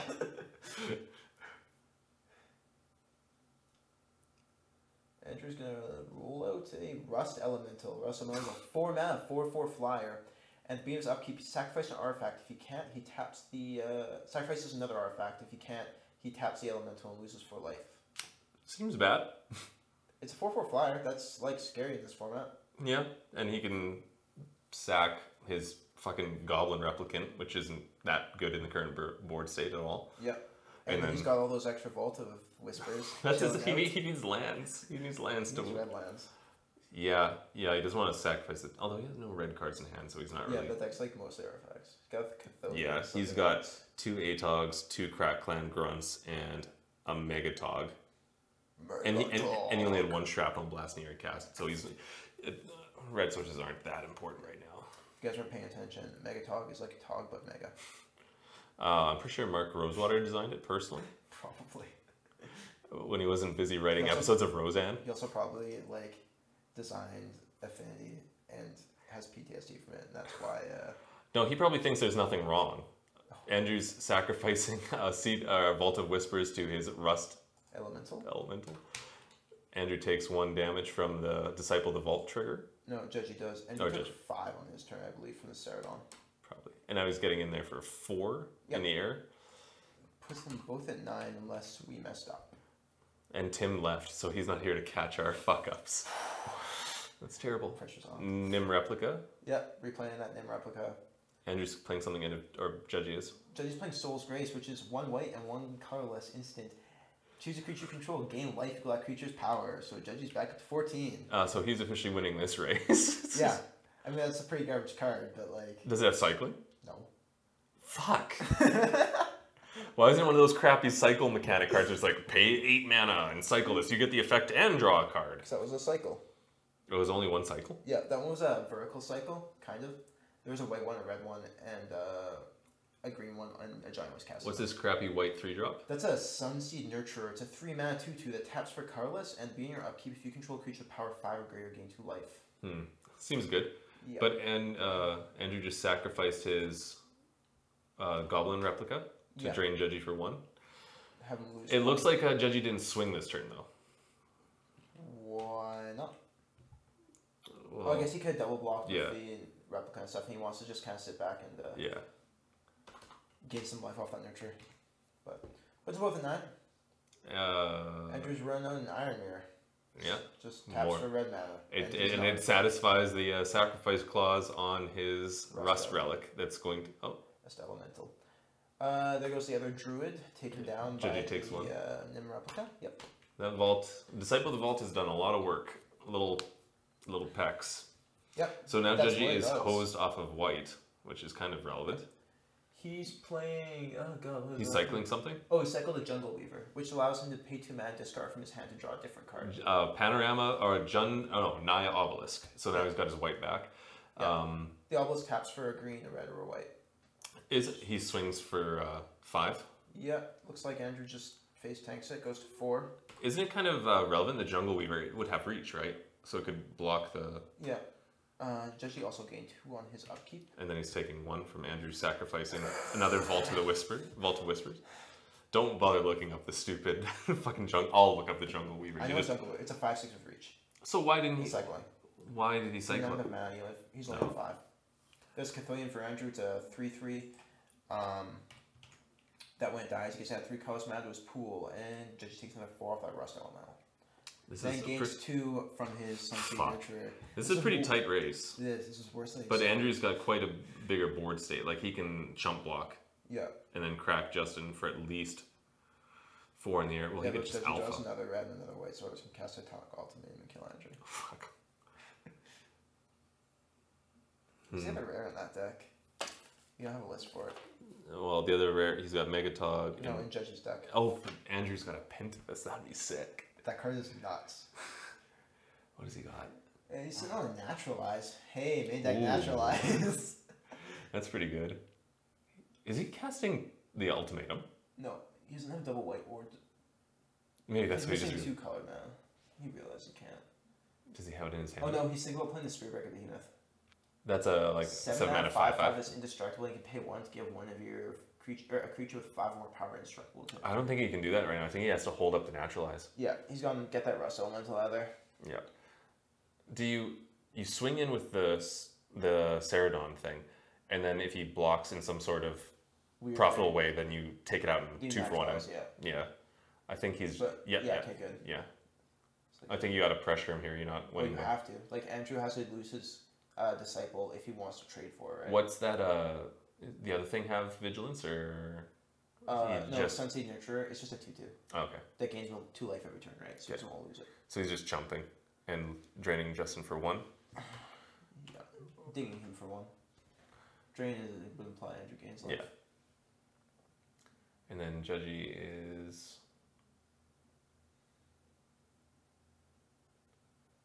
gonna cast Mighty Emergence. Whenever it's a 3-mana channel, whenever a creature you can enters the battlefield under your control with 5 or greater power, you put 2 +1/+1 counters on it. Andrew sacrifices a thing. Andrew sacrifices the Cathodian to the Rust Elemental, making Judgy lose a life, go to 5. And he's naturalizing the Rust Elemental. Yeah. Got there.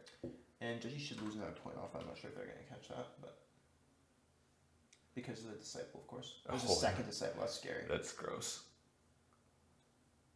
So now every time an artifact, he just has to lose 2, but he doesn't have any sack outlets. Correct. Which is relevant. Judgy back up to 6 on his upkeep because of the Nurturer. This is very close. This is a very close game. Get in there for 5. He's going to chump block it, drain, or ping Justin for 2. Yeah. He's sitting on a Mega. He's got a Megatonic in his hand. He's never had enough mana. That's a Spiritbreak Behemoth. So it's a 7/7. It's a 7/7. You can pay 1 to make the Bolsarodon indestructible to the end of the turn. And you chose a Tog. Good. Actually, that's somewhat relevant. No, that's the game. Yeah, it is. Andrew's scooping though like a scrub. Andrew's scooping? Yeah, he just has to sacrifice 2 artifacts. He's got 2 artifacts. Idiot. I'm not 100% sure who won that, but like I'm gonna clarify and ask them who they think. No, I'm just gonna assume Andrew lost. It's fine. Our champion for round 2, Judgy. Hey. All right, me against Andrew. Yeah, get there. All right, this is terrible. I'm switching out a deck to that fucking god awful time spiral deck. Okay. Like that's things. I'll interview Judgy about their matches. Don't forget to bring your thing in. Is this is the one? Yeah, I think you're the only future sample. You agreed that was Andrew's, right? Andrew's.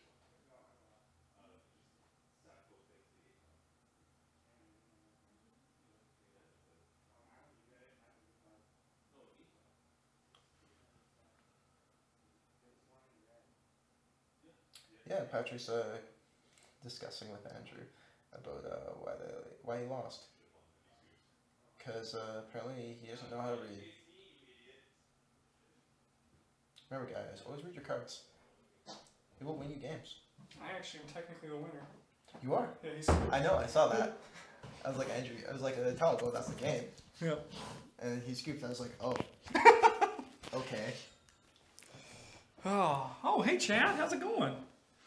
Yeah, I should go pile Judgy back. Or your host, rather.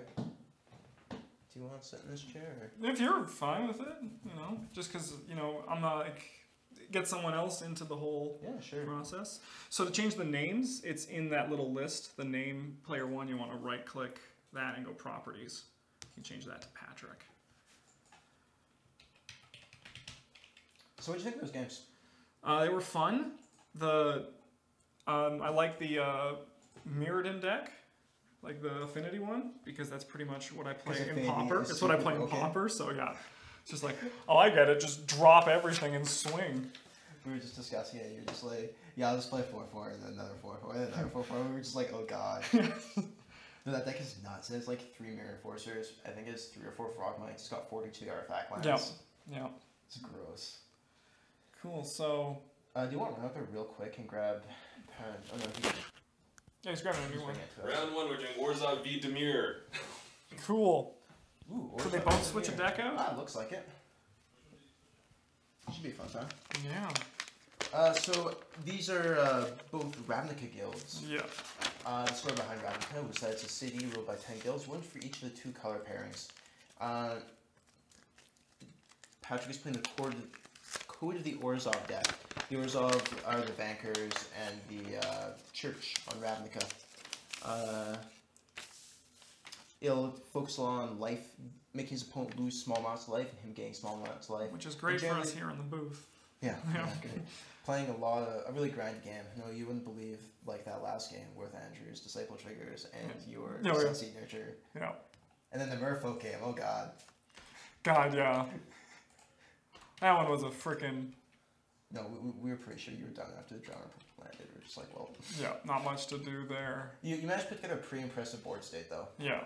Yeah. I think I match 3, and I think we have to... Oh, yeah. Yeah, just save it. All right.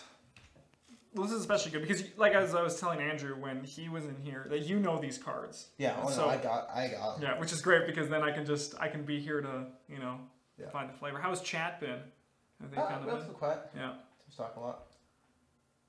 Oh yeah, it's quite quiet. That's good. I mean, there's Waffle House beaking traffic. I mean, not traffic, Patrick. I don't know why I said traffic. No one likes Patrick. Yeah, Trash Rammer, if you're still here, this is that Orzhov deck you love so much on Patrick's side. Right. Oh yeah, sorry. Andrew's playing the Dimir Intrigues deck, which is a blue-black kind of control deck, but it's going to focus on milling his opponents. It's his favorite. Much in the same way as that great, Yeah, like, Merfolk Merfolk deck. Yeah, I'm convinced that's going to be still in his 3. Probably. Yeah. I love my 3 decks, man. They're so much fun. That one game with the Hunting Drakes, I kept playing the Pro Yeah. but that was dirty. It was. I every time I drew my opening hand, I'm like, hey, there's land in here and spells that I can cast. So oh no, let's that's what go you with do. it. Yeah. That's the mulligan stretch. You're like, I have 3 or 4 land. Let's go. Yeah, especially with preconstructs, where you're just like, go for it. Yeah. No, like you don't have to know what's in them. I'll go their own hard side die. That's so nice of them to make it easier for us to tell who's going first. Yeah. I'm just happy because I'm still technically undefeated in this. It'll probably change in the last round, but you know, with preconstructs, right? We could still play like 2 more rounds because you have yet to play me and you have yet to play Patrick. But this is if we go by the standard we've been doing it. Oh yeah. This is the loser bracket, and this suck. Yeah. And Patrick's played a Morning Throw. It's just one of those hybrid cards that I talked about earlier. This was a block that they didn't have a focus on them, but this is where they were introduced. So that costs 1 and either 1 white or 1 black. It's a 1/1 with flying and lifelink. So whenever it deals damage to Andrew, Patrick's going to gain that much life. That's my 19 and then 21. To save this, that's right. I remember I did this. I was just a couple seconds ago. And Andrew played a Lore Broker. Who's a 2-man 1/2, can tap it to have each player draw a card and then discard a card. Patrick just played the Sorcery Cascade, which costs 1 white, 1 black, and causes target opponent to reveal their hand. Patrick gets to choose a card from it and have it exiled. This is pretty much exactly like a little kind of like C-tier popper deck I play for fun sometime, the Orzhov one. And it has like the Mimic from... Like Sky Mimic? Yeah, to just, you know... And like a bunch of like lifelink enchantments and all that in black and white, and you're just like, deal with this. Yeah. You're just like, here's a thing, deal with it, okay, here's another thing. Yeah. It's like, oh good. Seems pretty, like, reasonably viable, I guess. The removal in Popper isn't, like, stellar. No. Except for Lightning Bolt, that thing's always... And Patrick's exiling something, and I didn't get quite to see before Andrew put it off the screen like an asshat. Wanty coverage is rolling in their grave right now. I don't know, we're probably doing a better job on commentating. Shots fired. I'm actually just going to... At least I know what the cards do. You're doing better than me. I'm going to quickly just open the window because it's gotten a lot hotter in here since earlier. Down comes a Lurking Informant for Andrew, which costs 1 and 1 blue-black hybrid mana. It's another 1/2, and you can pay 2 mana and tap it to look at the top card of a player's deck, and he may put that card into their graveyard.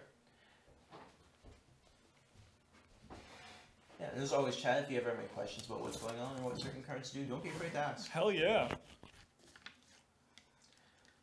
Patrick comes down with an Ostiary Thrall, who's a 4-mana 2/2. You can pay weight and tap it to tap target creature, while swinging in with the Morning Throw for another point. And like... Sorry, Andrew activates Lore Broker in a turn. The thing about these like lifelink little things is that, check the mics, are we having sound issues? It might be my phone. I just put mine over there. I think my phone was a little bit close.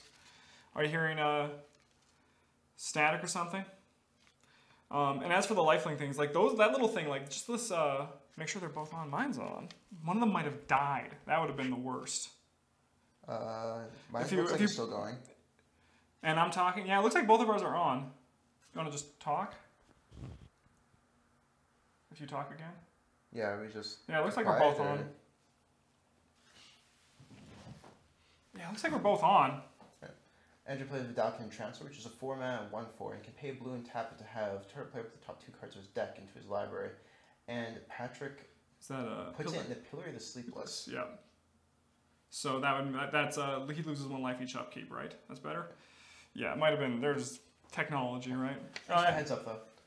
And going back to the lifeline, just this little like 4-point difference is actually like something that really can add up over time. Oh yeah, like you can already see that Like- Patrick's up 6 life on Andrew. And just from 3 attacks, when normally you're just up 3, right? And you're like, when you look at someone being up 3, it's not that big of a deal, but This Orzhov deck is gonna be hell. at least you only have to do it once. Yeah, the Pillar makes it so that Andrew can't attack or block the creature. He uses activated abilities, and at the beginning of his turn, he loses a life. It's pretty brutal. If it's like the Orzhov seem of slowly draining your opponents. It's choking them to death. Yep. See, this is why I'm disappointed that Andrew changed his decks, because I would have been able to know what his stuff is. Ooh, Patrick's sitting on a Skeletal Vampire, one of his rares. Andrew's gonna clutch the other say one of his lands, which returns a permanent to its owner's hand, and that permanent's control loses 3 life. Boom, closing some of the gap. And he I was returned it at one of the lands that Basilicas. also the bounces, right? Yeah, the Basilicas, when they come to play, Patrick has to pick up a land. But ultimately, So- you don't lose much. Like, you don't really lose any land tempo from that, because you can still tap. It could be a tap land that you return to your hand there. Yeah, and Right. also the land itself taps for 2 mana. Yeah, so it's not as bad as it seems. I was gonna talk about that Skeletal Vampire, but it doesn't seem Patrick's gonna cast anytime soon. Does it cost? How much does it cost? 6. I mean, Patrick still has 4 mana ahead of him. Like, Yeah. it looks like he only has 2, but he actually has 4. So He runs out the Infectious Host, which is a 1/1. When it dies, he can have target player lose 2 life, I think it is? Maybe 3. Another Entrancer from Andrew is going to speed up Patrick's clock a little bit. But, I mean, like sad to say, he's got to deal with that Morning Throw. It's getting in for points. and yeah, just the little things of both the Morning Thrall and the Pillory will add up, because That's right, Andrew lost some life on his turn there. it sucks to be Andrew right now. Yeah. Come on, Patrick, tap up the throws and get it over with. Thank you. We're trying to come up I with should better let you do systems this. for all this, but I should let you do this. I mean, this isn't a big deal. yeah. Looks like Patrick's gonna run a Blind Hunter here.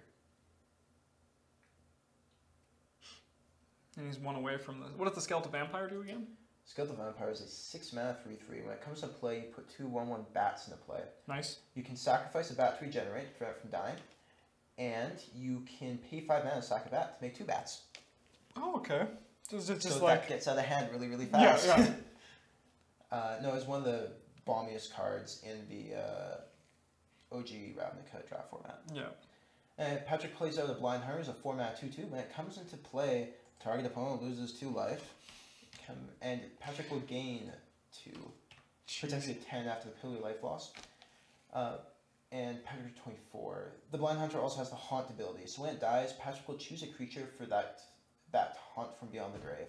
And when the creature that's haunting dies, he gets the effect again of draining Andrew for 2. Andrew's tapping out for Ribbons of Night here, which is a 5 mana sorcery. It deals 4 damage to a creature, and it's going to gain Andrew 4 life. And if he paid blue mana to play it, he gets to draw a card, which he did. So that puts Andrew up to 14. Blind Hunter's down. And it's now haunting. Is that the one? Oh no, The it's the. Infectious Host. Yeah.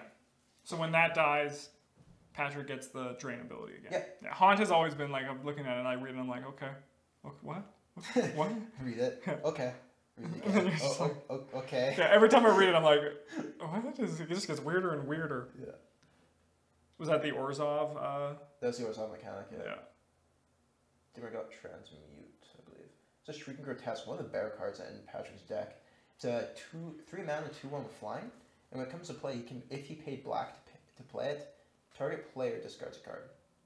Yeah, it seems good. Put a little more pressure on Andrew in the air. They can't block. And now his hand is empty and Patrick looks like he's holding a card or 2. Yeah, he's coming with the Infectious Host in the Morning Throw because I just don't want to block that Infectious Host, because if he does, he's going to be losing 3 life off it, I believe, and Patrick will be getting 2. 12. And to 11 on his upkeep. Yeah. And so Patrick needs his, if he gets a 1 more land. Oh no, he has 6, so you could do the Skeletal Vampire. Yeah, he might just slam the Vampire this turn. Andrew activated the Lore Broker in turn. Have them both draw a discard card. Andrew plays Wise and Snitches, I believe that's what it's called. It's a 3-mana 1/3, and both players play with the top card of their deck revealed. Nice. So you know when to mill them with your cards, and just let them draw a bad card. It's actually a clever inclusion on Watsu's part into that deck. Yeah. Actually, all of these Ravnica decks are extremely well balanced together, I find. Yeah. Like, if I was going to choose 10 decks to have a round-robin tournament with, where I want to balance it, I'd choose The Ravnica ones? Yeah. Yeah, Yeah, the only I've only played since I've gotten back in.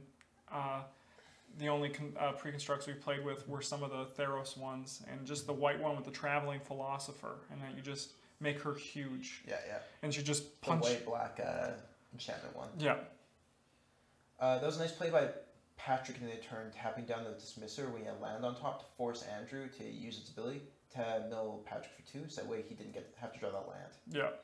Down comes the Vampire, making some bats. Look at them, they're spooky. It reminds me a lot of Pack Rat, just like the thing that you can't actually ever stop from being there. And Pack Rat was Return to Ravnica, right? Yes. Fun fact about Skeletal Vampire, I have that in my cube, and they didn't print tokens for it until Modern Masters 1, and that's the only printing of tokens for it. Yeah. So it's the only card in the set that made it. They're a rare token. So Man. that was a pain in the ass to find. How much do they cost? Like. Oh, I don't know. I can't remember. Okay. Yeah, because I know tokens can get pretty pricey. Yeah, as far as like not Magic cards go. Yeah. Like that voice one's like $5, I think. Voice Resurgence. Looks like Andrew only took 1 off of the Infectious Host that turn. Patrick elected not to swing with his flyers because they would just get killed by the Wise and Stitches. Mm-hmm. And like it was one of those things that was pointed out by Andrew. He kind of tapped it, and then Patrick, it's like, oh. Patrick's like, oh. Andrew activates the Lurking Informant's ability on himself to get rid of that swamp so that he doesn't have to draw it. And there's another Dismisser on top. I believe that's Andrew going to 9 on his upkeep.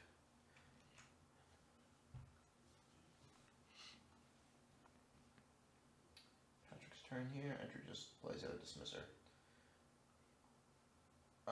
Patrick draws Belfry Spirit, which is a 5-9 1/1 that comes into play. You get 2 1/1 bats. Combos really nice with a Skeletal Vampire. It does. And it has Haunt. Oh my god. So you can haunt a bat token, then sacrifice to the vampire and get 2 more bats. Looks like he's going in for an alpha here. Oh yeah, he's coming in with the whole team. Yeah, it looks like And that is that. Thank God, I'm so tired of keeping track of those life totals. Yeah. Yeah, that was a good game. The Grizzlebrand eyes. Yeah. I think accidental, but still good. Kind of googly. Yeah. No, that Warzone was actually really good. It's got like Mortify, 2 Yeah, Mortifies in it, I it think. seemed to like just really do what it wanted to do. Yeah, right? it's got 1 Mortify, 2 Pillars though. It's got what's that?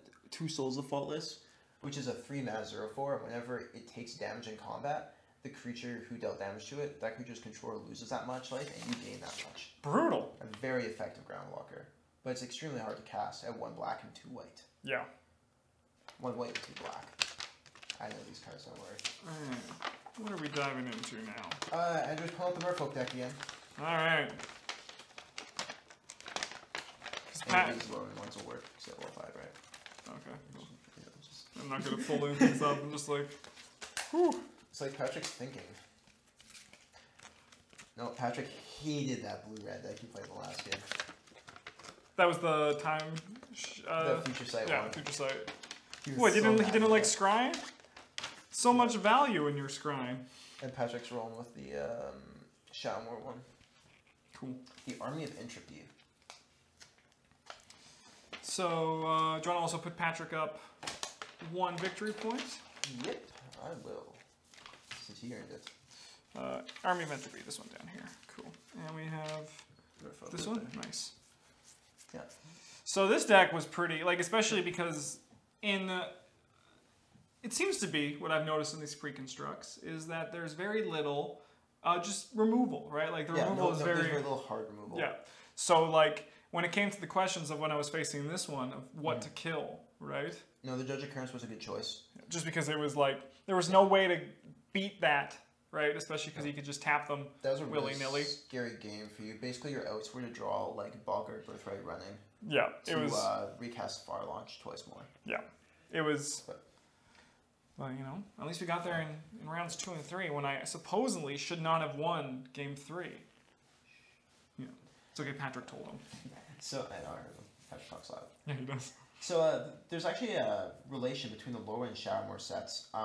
They're the first time that Wizards decided to do two set blocks, and the flavor behind it was that Lorwyn is this picturesque fairy tale world. You know, you have your the goblins are silly. There's like these wondrous elementals running around. The merfolk run trade in the rivers. The elves, they're the only kind of nasty part about the world. They're kind of Nazis towards not elves. Oh yeah, the elves. Yeah. They're very racist. Yes. You have these Kithkin who live in these big families, and they just kind of, you know, they live together in peace. You have these giants who wander around. They're philosophers. But then an event called the Aurora happens and turns to Shadowmoor, which turns into this very nightmarish world. The wise giants become these savage brutes. The goblins go around, like pillaging and stealing. Merfolks become like rogues, right? Where they're like assassins. They're basically pirates. Yeah. The Kithkin still maintain their large cities, but they can become extremely xenophobic. Mm-hmm. And in this case, the deck Patrick is playing is the Cinders. So the elementals who have kind of burned out, and they're extremely bitter about it. They're looking for the living flame to return them back to how they were. Yeah. And most characters in the story don't remember when the Aurora happens. They don't realize that anything's wrong. They think that that's how their entire life has been. But the Cinders can feel that there's something missing. Yeah, it's the elementals from Lorwyn and Shadowmoor. Yeah. Like I love the design. My only modern deck I have completed is that Shaman deck, which just relies on Rage Forger. Right? That's pretty cool. Just because I like, I'm a sucker for tribal, Mm-hmm. and that's what I'm liking about Innistrad spoilers right now. Lots of zombie stuff and some vampire stuff. No, actually, I think one of the reasons that Innistrad was such a huge hit with people is not just because they're tribal, but also because in most of the other stories, there's something like really, really bad happening on plane, and the sets are characterized around that, right? Yeah. Like Hemigal Black, it's the war between spirits and humans. In Zendikar, it's the war. Like when you hear Zendikar, you think of Eldrazi and the allies fighting. Ravnica, you think of the guilds clashing. But in Innistrad, it's like they started with a world, and there just happen to be problems in it. It's a lot more organic than the other ones. Yeah. So it looks like Patrick took some. Was he attacked in the first round by Yes, Patrick took a point off that Stonybrook Angler. Cool. And it looks like the Ashenmoor Gouger got Oblivion Ringed away. Yep.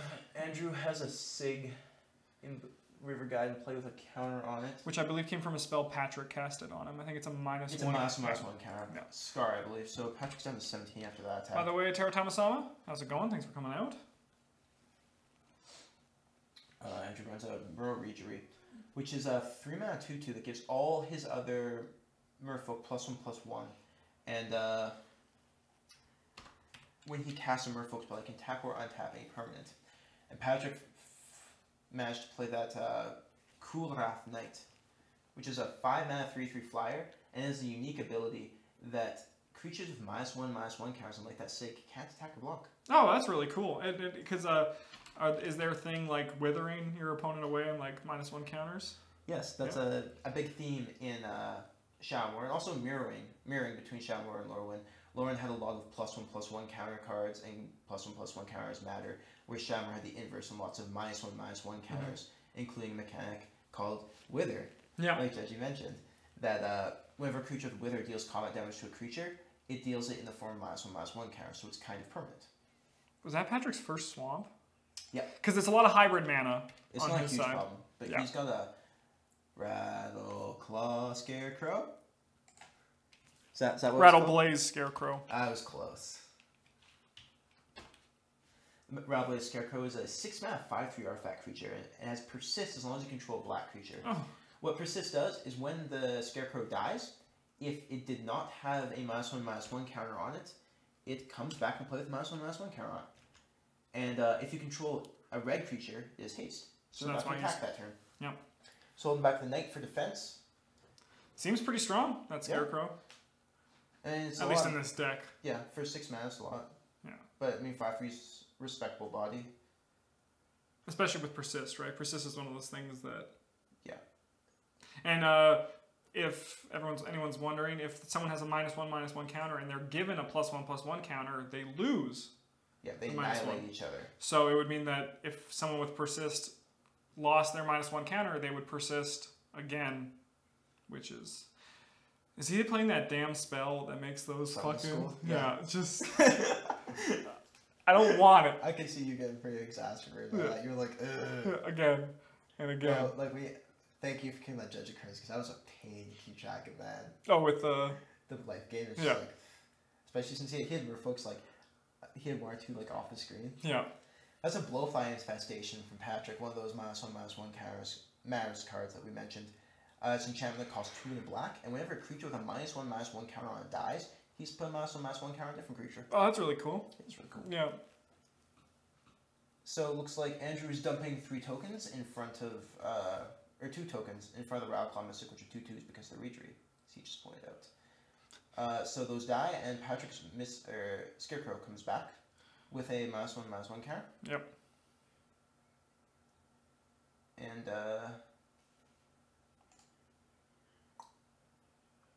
That's where that token, that counter came from. yeah, I'm not Because sure. the Blowfly... I think they're I think that they don't know how Blowfly Infestation. Let's look it up on Gather. No, I know how it works. I Like, want to see it too.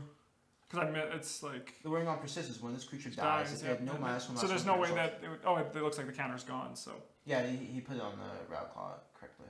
Yeah. I think Patrick thought like whenever one would be on his creature, it goes on one of his Mhm. instead. Yeah, instead yeah, of yeah. Infestation or something, but Andrew taps down the Scarecrow at the end of turn with his Angler.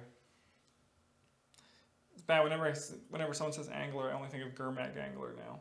Just because of that big No, old... they're bad anglers before that one. Yeah. That's good old zombie fish. He's playing every format. He is. He is. Like, Yeah. it's ridiculous. I mean, who doesn't want to pay 1 black for a 5/5, right? Yep.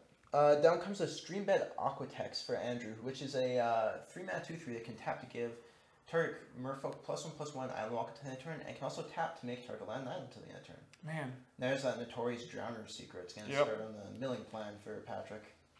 I mean, it's pretty sound, but like Patrick's beaters seem stronger than my beaters were, but because he can make tokens pretty much ad nauseum, Yep. it's very hard to get through, right?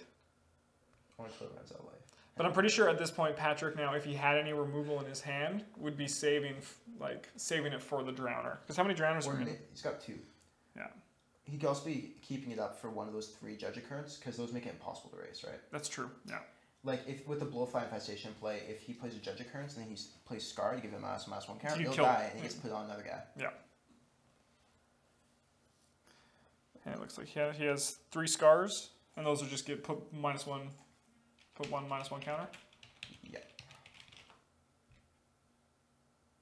Oh man, that art is disgustingly cool.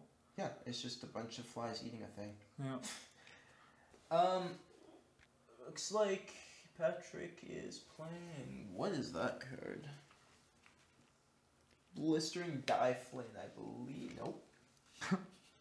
Not Mudbrawler Cohorts. Wild Swing, maybe? Is that the art for it? Yeah, it is. So Wild Swing is Red's way of dealing with like permanents. It's scalable removal. That I'm reading this card and I'm like, that's more of a Hearthstone card than a Magic It card. is. Yeah. Yeah, so Wild Swing costs 4 mana as a sorcery. Patrick chooses 3 target non-enchantment permanents because Red isn't allowed to deal with enchantments, and then he destroys one of them at random. So he chose 3 lands. So it's probably 1, 2, 3, 4, 5, 6. So Yeah, it looks he like chose 3 lands because Andrew has mana for 6. You can just give the creature protection from Red if he chooses it. Yeah, yeah. And I don't see why he would not. Yeah. And so what is Sig's stats? Like, what's its body? He's a 2/2 So right with now an Island Walk, but he's currently a 1/1 because the mass and that's 1 counter. It's nice of them to use. Oh no, they're not using different colored dice. Yeah, that's something as we get further into this, right? We'll just get like a collection of dice and we'll always know use these for -1, Yeah. these for +1. I pulled out all the easy to see ones I remember from last time. Yeah, these are charge counters, right? Yeah. Ooh, 2 puncture bolts down for Patrick and an Ashmore Gouge. That's scary. Ooh. The puncture bolts deal 1 damage to a creature and then put -1/-1 counter on it. The Gouger is a 4/4 for 3 that can't block. And he also lost a Torrent of Souls, which is a hybrid card that costs 4 black and a red. And when you cast it, if you paid black, when you played it, you get to return a creature card from your graveyard to play. And if you paid red, all of your creatures get +2/+0 and haste until the end of the turn. So if you pay black and red, you get to pay 5 mana, return a creature card from your graveyard to play, and give all your guys +2/+0 in haste, including the guy you reanimated. Jeez. It's a pretty strong Yeah, it card. seems strong. Looks like Andrew's actually... No, he's... Yeah, he's going on the offensive here. Yeah. Oh. And Patrick's going to scoop up. Good. Yeah. Because I kind of lost track of it. Well, Ties up in 1/1. This is a... it's going into the... match. This is exciting. And let's see Down what... to the rubber. I don't remember what Patrick's other deck was. And Andrew... And I wonder if Andrew's gotten rid of the Mirrodin one, or... I thought he got rid of the Mirrodin one. The Mirrodin one's a ton of fun to play. Yeah, it seemed pretty good. Disciple of Vault's a good card. There's a reason it's banned. And Is that the... that was the one black guy. Oh yeah, that Damage kept draining. Dinging you. As I explained to Patrick, drain implies that he And then he gains, right? yeah. That makes sense. Look at Oh, this. here's Patrick dumping all his Shivens on Andrew. Andrew collects Shivan Dragons, and he's up to a couple hundred now. That's awesome. Yeah. One year for his birthday, Brandon and I were too lazy to give him a real gift, so we bought all of the Shivan Dragons from Star City and Channel Fireball. Amazing. And I bet he was just as happy. Yeah, he was. So that's the Cynic one right there? Yeah, and Andrew... Maybe Andrew's playing one of the unboxed ones. What are some of the unboxed ones? Is it just... The unboxed ones are all from Dragons of Tarkir and Khans of Tarkir. Oh god, if it is, I'll know these ones. Yeah! Yeah, like I'll know these ones like lickety split. Oh Nope, no, he's nope. playing the blue-red sidestep one. So he did get rid of the Mirrodin one. Interesting choice. I actually did not get to see this deck that much because of You how... murdered him. Yeah. Is that somewhere in here? There's Bludgeon. Sunburst, that one was yours.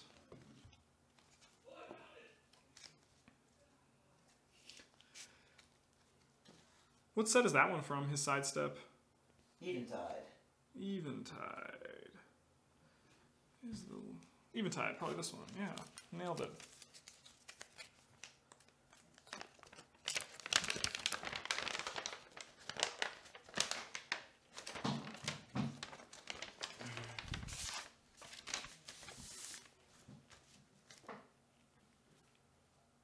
They don't include deck lists in the new ones anymore, do they? Also, new ones suck because they come with boxes. Yeah. Everyone was upset when they decided to include all of them on one instead of having the individual ones like the other one has. I mean, it's convenient for this, right? Well, no, it's great for this. But, I was like, actually yeah. thinking that. I was like, man, that's actually going to be really, really, really nice. And then, then just seeing it's just like when the announcement happens, just like, Yeah. they're fully. Ugh.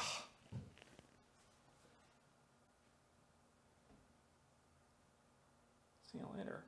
No, if we decide to do this Email? again, we'll have to have either Bryn here or just have me do commentary The entire whole time. so we know what the cards are. Yeah. Because Andrew was telling me that you guys were really scrambling. It was That first a game. big thing was the health, right? Oh, and yeah. like then all of a sudden like you guys would cast a spell out, things would happen, and then we'd be like, okay. And there was one we looked up the spell, but it had different art on Gatherer, right? And we were like, so it's not that one. Then we just went back to the list. That's rough. And then because Tim was luckily helping us in that one, so Especially like all those garbage plane shift cards. yeah. Patrick leads off with Drowned Rusaka. 1/1. You can pay a blue and sacrifice creature to draw a card and then discard a card. Nope, to discard a card, then draw a card. And then he played Some the Growth bounce Chamber. lands, yeah.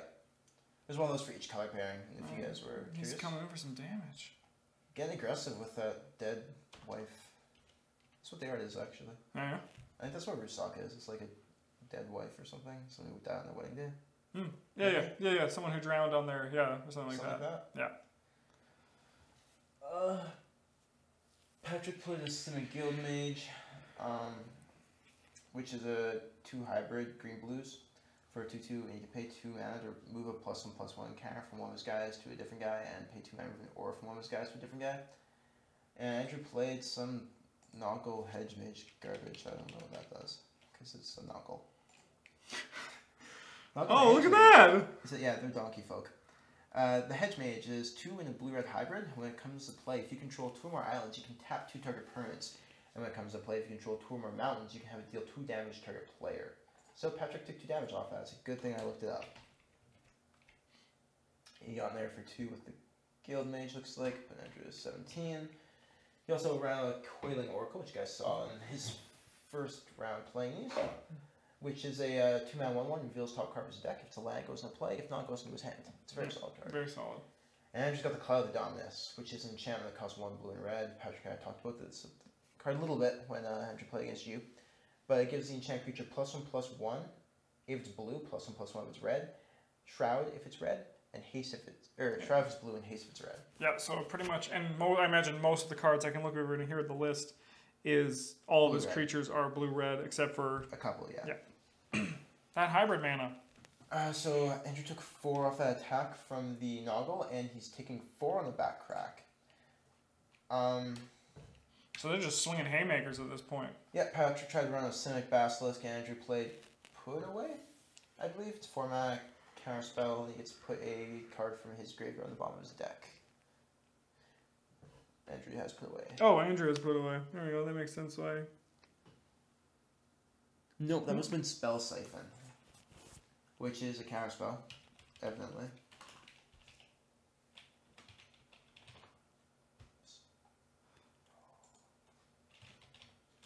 That's why. Boom. Counter spell unless this control pays 1 for each blue permanent you control, which was quite a few. Yeah. Andrew played out a Shrewd Hatchling, the one that gets bigger when we replace blue or red spells. Patrick ran a Healing Squirter, which has Graft, which I assume you guys explained. Yes. Good, I don't want it. It's a lot of words. And that one could pay 1 to give a creature with a +1/+1 counter flying to that turn. And it looks like he put another Clout. on it. So. On his little snake thing, yeah. It's coming in for, that's going to be 6, because that still has 2 -1/-1 counters on it. Jeez. That is a heavy hit. That is a heavy hit. So that puts Patrick to 8, assuming it's unblocked. I would be surprised if he dumps the Oracle in front of him and sacrifices it to Rusaka. Yeah. But. And now both of Andrew's creatures have Shroud now. Yeah. So it's going to be very difficult for Patrick to interact with them. It means they can't be targets of spells or abilities. Albeit Andrew also cannot target them anymore either. Because Hexproof allows the owner to still target them, but Shroud is... Don't even think about it. Yeah. Wizards decided to discontinue Shroud for the most part as part of the New World Order. As they deemed it was an anti-fun mechanic. Because I imagine a lot of players would put it on there and like, yeah, I'll do this. And it's like, you can't do that. Why can't I target my own guy? Yeah. He's mine. Yeah. Andrew flashed a Jaws of Stone to the camera, which is a 6-mana sorcery that deals X damage divided you as you choose one or creatures or players or X number of mountains you control. Luckily for Patrick, that's 1. Yes. And he doesn't even have the 6 mana to cast that, so Andrew's sitting on nothing. Looks like Patrick activated the Simic Guild Mage's ability to move a +1/+1 counter with Healing Squirter onto it, and activated the Squirter to give the Guild Mage flying. Nice. Kraken for 3. Andrew ran out the Hatchet Brute, which died too quickly last game for me to explain it. But it's a 4-mana 3/3. And a Hatchet Bully. You can pay 3 mana, tap it, and put -1/-1 card on any creature you controls to have it deal 2 damage to target creature or player. Yeah. Solid removal. Seems to work well with that snake that has the -1 counters on it that remove. Yeah. It's a solid. I like how you can see the lines that they have in these pre-constructed decks. Yeah. No, they're very. These older ones are a lot better than the new ones. No, because they're actually like theme decks, not just a bunch of cards jammed together. It's just like, here, take all this Abzan crap. Patrick threw both of his 1/1s in front of the clouded up creatures and sacrificed them to Rusaka's effect to draw and discard some cards. Get a little bit of card selection in there.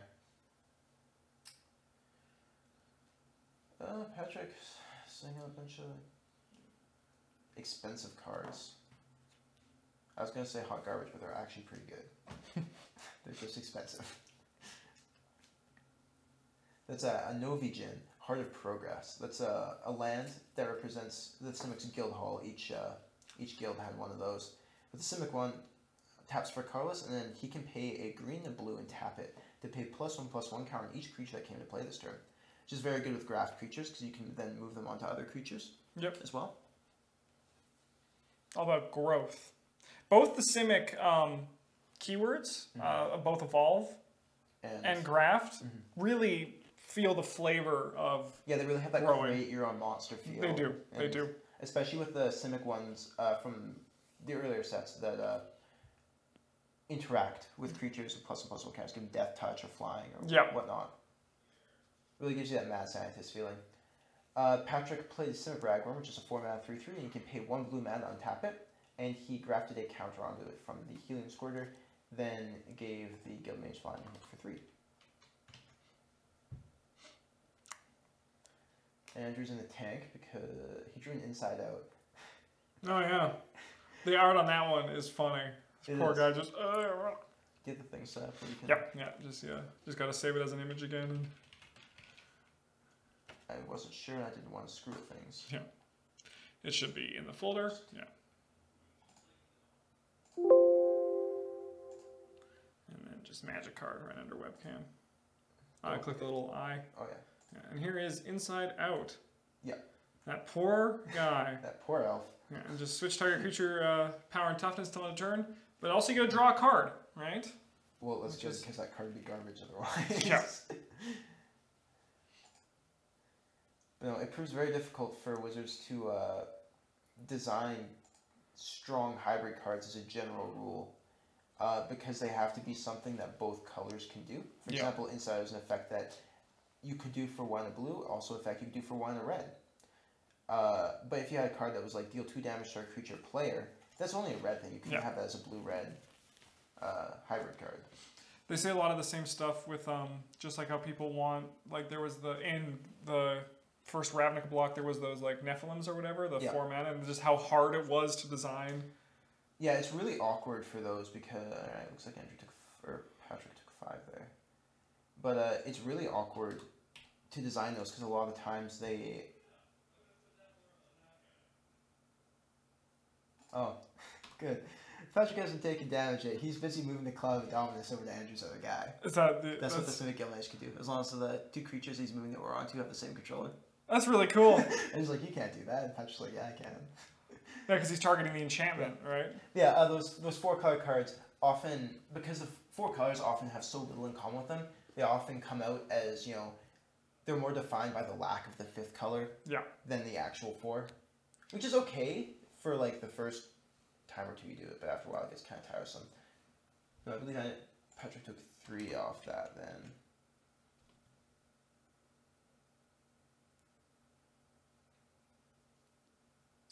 And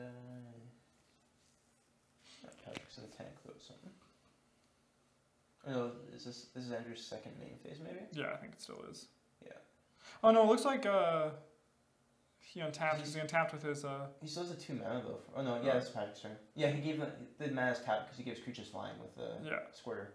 So that's he's coming in for. I think that's lethal. Assuming they didn't mess up.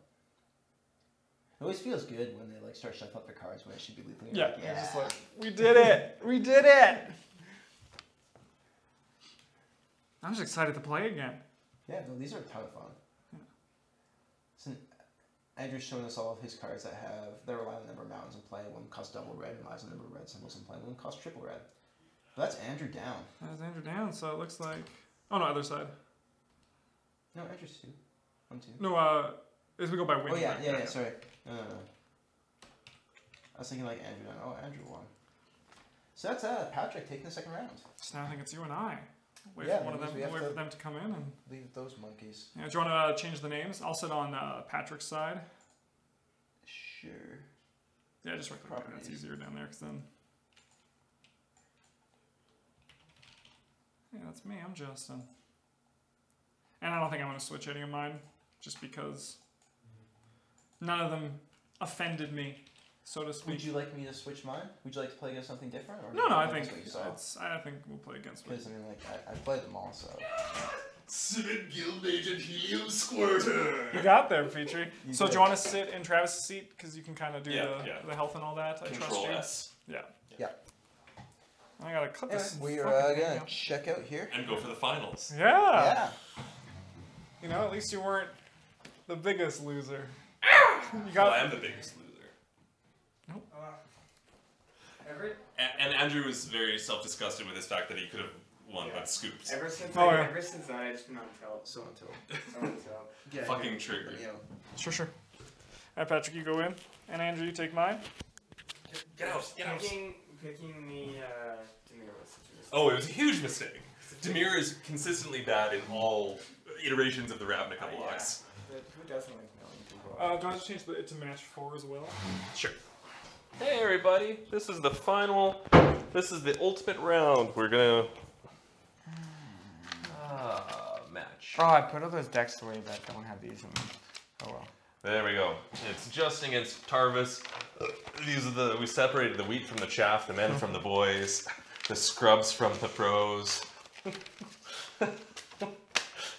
This is it. Fuck. Fun night. Get off tilt. Why are you on tilt? It doesn't matter. There's no packs on I stake. know, that just sucks. You're just disappointed. I can only win with fish. Andrew can only win with merfolk. It's true.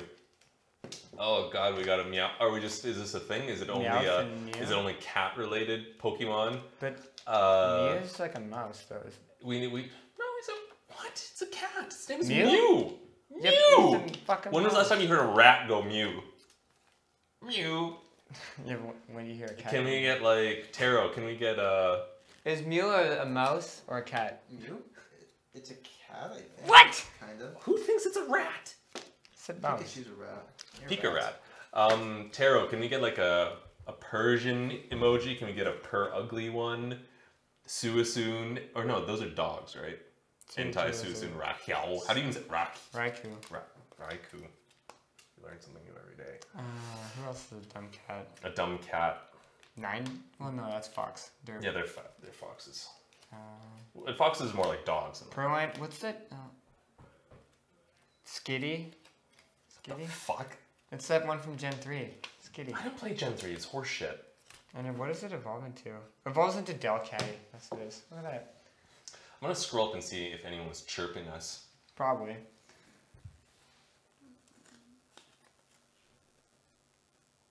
Andrew has No one's talking. No one's talking.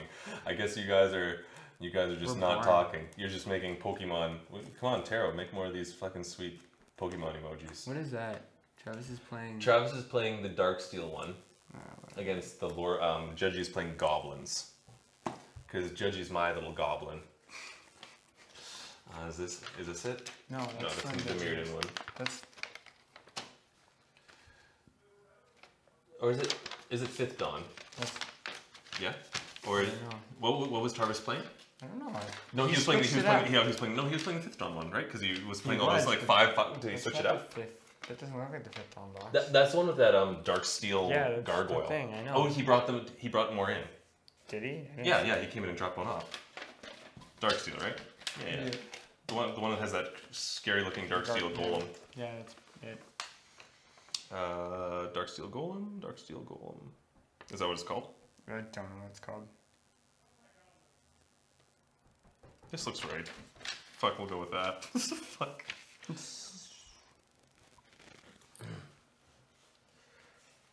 It has a steel wall. Oh, good stuff. Alright. I don't know. I didn't see the die roll. Who's going first? Beats me. Bad commentaries. Who's the worst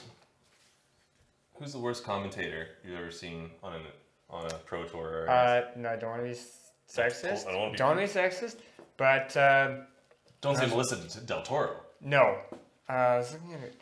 I was looking her up today because I was trying to figure out who she was. Was she won on the GP just this weekend? Yeah, she was with Star City or with Channel Fireball. I thought she was all right. But she just commentated like the blatantly obvious. Like she didn't actually know what was going on. Well, she would say Justin. Yeah, Justin is the worst commentator. It's true.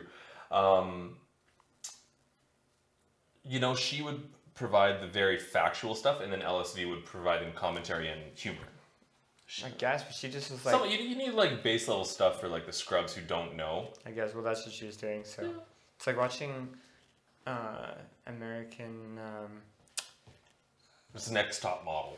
No, American hockey commentators. It's just like that. They kind of dumb it. Hey, so Georgie was on the play. He started with a swamp, and then Tarver started with a great furnace, which Justin doesn't have a 2-drop. That's Which is the good. problem. Iron Mirror for Tarvis on turn 2, accelerating out his mana. He's got 2 affinity. He's always got a fireball in his hand.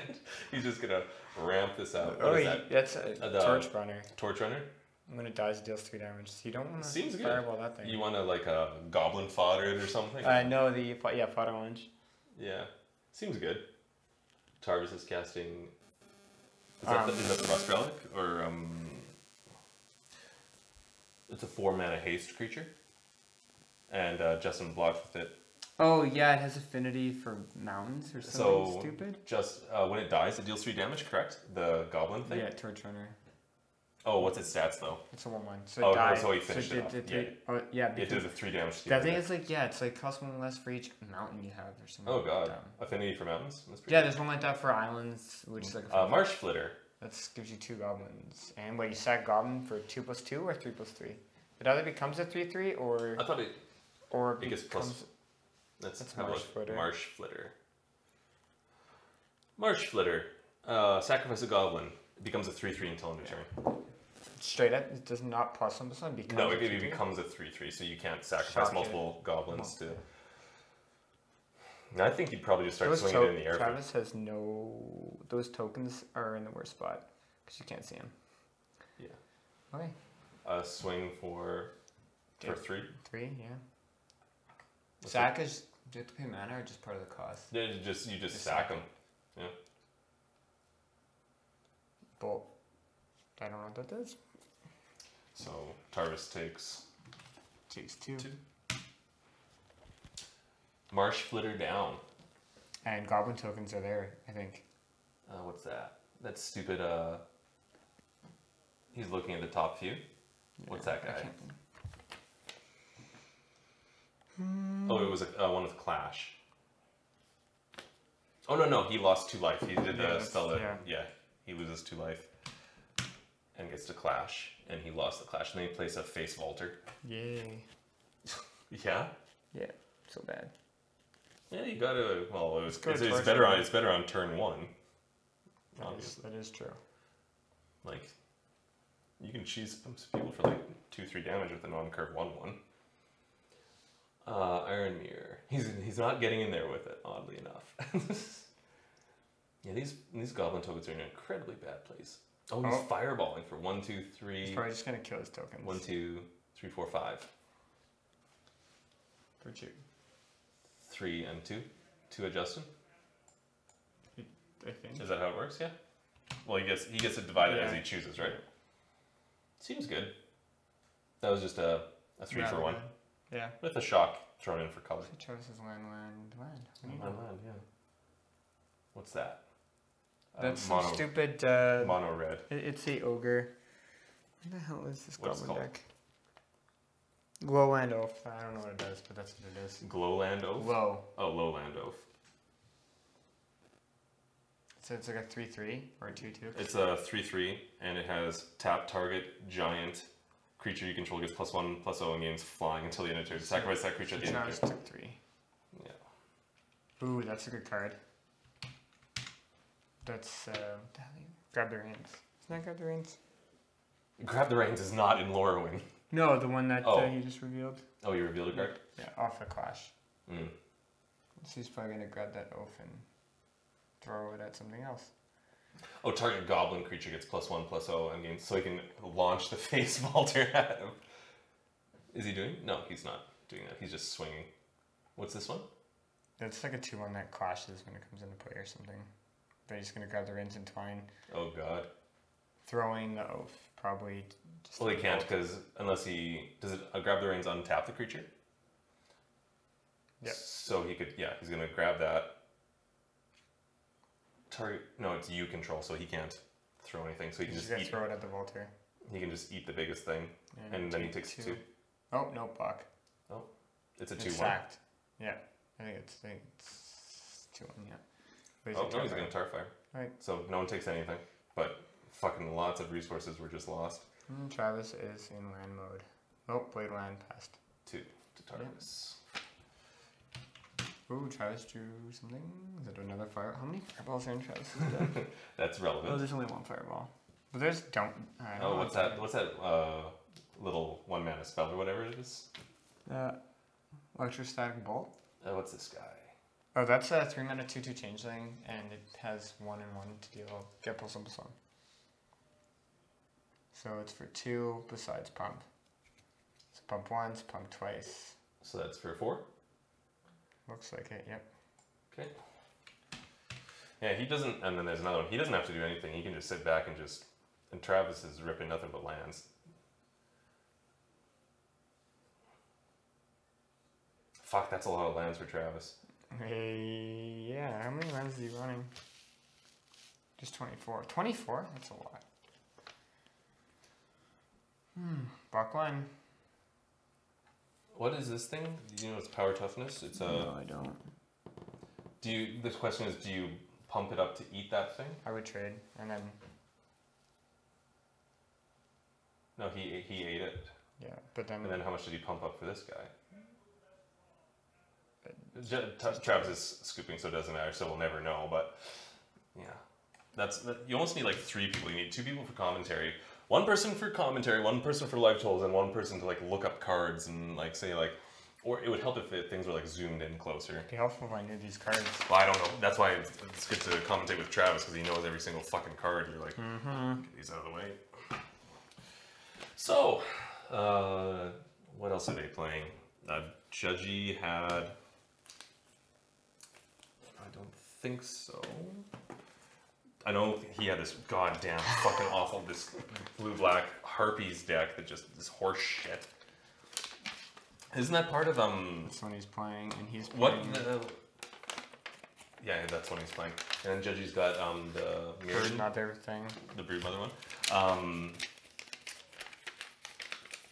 What is the Allurand? That Harpy's I using the love Allurand. that. They only play 1 on Harpy though.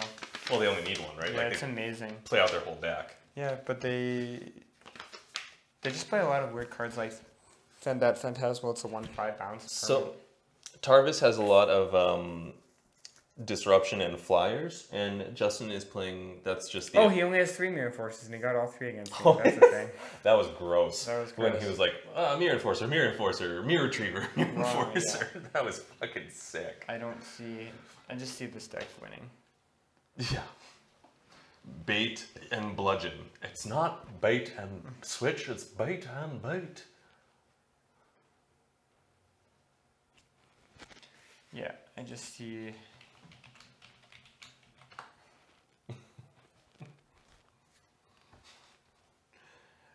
You don't know who Glenn Close is? No.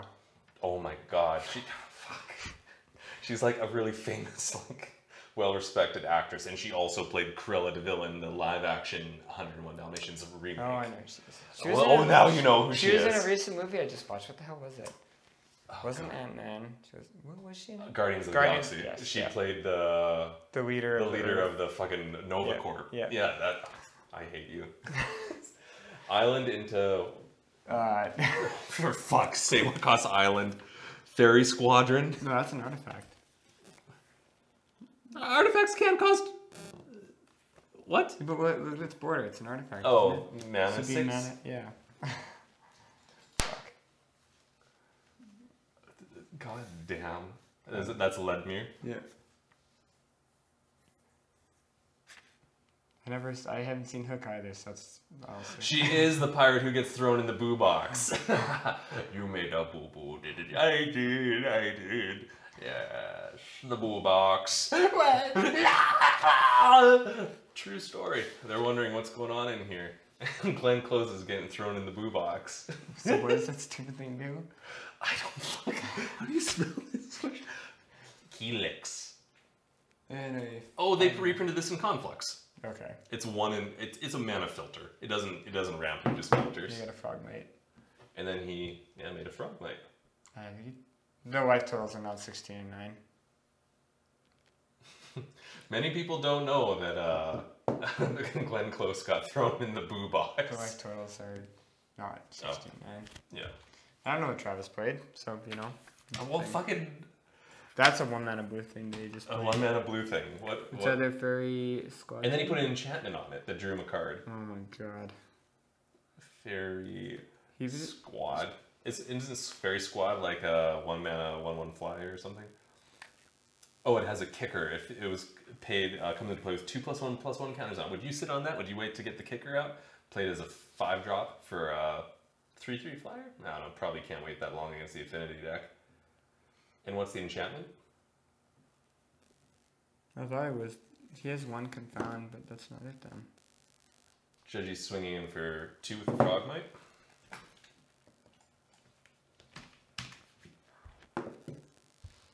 He's counting his affinity here. He's got 1, 2, 3.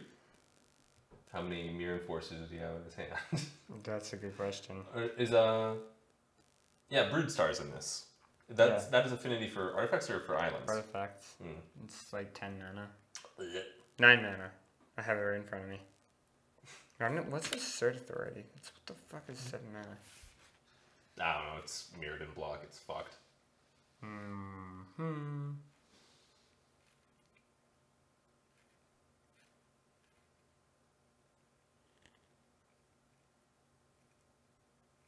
I'm really surprised that Travis isn't chaining harpies. Oh, Sawtooth. What's that thing? Sawtooth. What's it called? Sawtooth Lawn. Sawtooth Loon. Comes into play. Return target white or blue creature you control to its owner's hand. Looks like Judgy is counterspelling that. When it comes into play, draw 2 cards, then put 2 cards from your hand to the bottom of your library. But it looks like none of that's happening. I'm surprised that Travis isn't chaining bounce flyer threats into. Not doing weighted against you, that's for sure. Travis takes another 2 from a sick Frogmite beatdown, and Justin plays a Talisman of Dominance, ramping out both his affinity and his mana production. That produces 2 mana effectively for affinity spells. Affinity's stupid. Right. Wasn't there an affinity list in Modern that used to play Frogmite? At the beginning of the format, they used to. They kind of moved away from it because Frogmite isn't too good against Tarmogoyfs. Yep. And but it's so cool. Oh fuck! What are they doing? I have no idea. That's back when the format used to be like ATOGs and Shrapnel Blasts, and the affinity deck didn't look to have a board position. They just wanted to like sack their board to a Ravager and then fling it at them. Which sounds not very good compared to what it is now. Yeah, much better to have a Etched Champion and just like, this is a Progenitus, you can't block it unless you Aether Violin a fucking phantasmal image and copy my fucking Master of Ethereal or Etched Champion. That's fun. It is good. I hate it. Who's done that before? Fucking only lunatics and idiots. Thirst for Knowledge for Georgie. Draw. Is it 3? Draw 2? The Thoughtcast is that one. It's No, he's doing Thirst for Knowledge. That's draw 2 and then discard 2 unless you discard an artifact. Well, that would be net 0. It's draw 3. Yeah, sorry. Draw 3 and then discard 2 unless you discard an artifact. Yeah. He's trying to assert his authority. You know, Thirst for Knowledge is, and he looks like he's discarding 2. He discarded some sort of black spell. That's a Nim or something dumb. Nim Shrieker, whatever it is. He must have some really good artifacts in his hand that he doesn't want to discard. That's Hover Guard. He's got it's like a 5/4, isn't it? Hover Guard? Not Jover. It's Somber Hover Guard. It's a 3/2 with flying.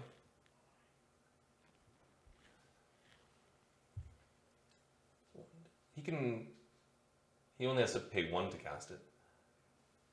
Oh, that's a Broodstar. That's a thing. So his power toughness is equal number of artifacts? Broodstar.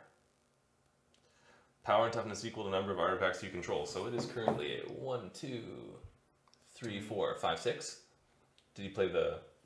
Yeah, he did play the Somber Hoverguard. So it is a 6/6 flyer. Hoverguard's an artifact? No. It is not. No. Yeah. 1, 2, 3, 4, 5, 6. He's got 2 artifact lands, the talisman, and then 2 creatures. So I think Judgy just starts smacking it in the air. I don't know if anything Travis says is fine. No. Well, I think that's a Harpy. Fuck, I hate old cards. Also, did you kind of notice about old cards back in the day when they had the old art style, when it wasn't all unified, that the art is a little muddier, or it's a little less, there's less contrast in the art? That's true. So he takes 9. Looks like it. All right. Your funeral, boss. Oh god, what did I do? It made a sound. Fuck. I just broke the internet. I guess we want Travis to win, so it's a legit game 3, rather than just. Oh fuck, whatever, it doesn't matter. So how come Travis can only draw like absolute shit against Judgy, but not against me with his horse shit? Oh, put your Protean Hulk on top of your library for 8 turns in a row. What is that stupid? It's a blue-black. If it's the Harpy, it's 2. It's a 2/1. It's a 2/1. Yeah. If it's a Harpy. What's his name? Calvin Harpy. Cavern Stephen Harper. Yeah, that looks like that. Yeah, Judgy takes 2. This feels like a tad more zoomed in, that camera. It could use to be zoomed in a little. And Travis is doing something to tap down the Broodstar, or no, he's putting it on top of his library. Yeah. Justin's doing something end of turn. He's. Oh, is that something with the Dross? Irradiate.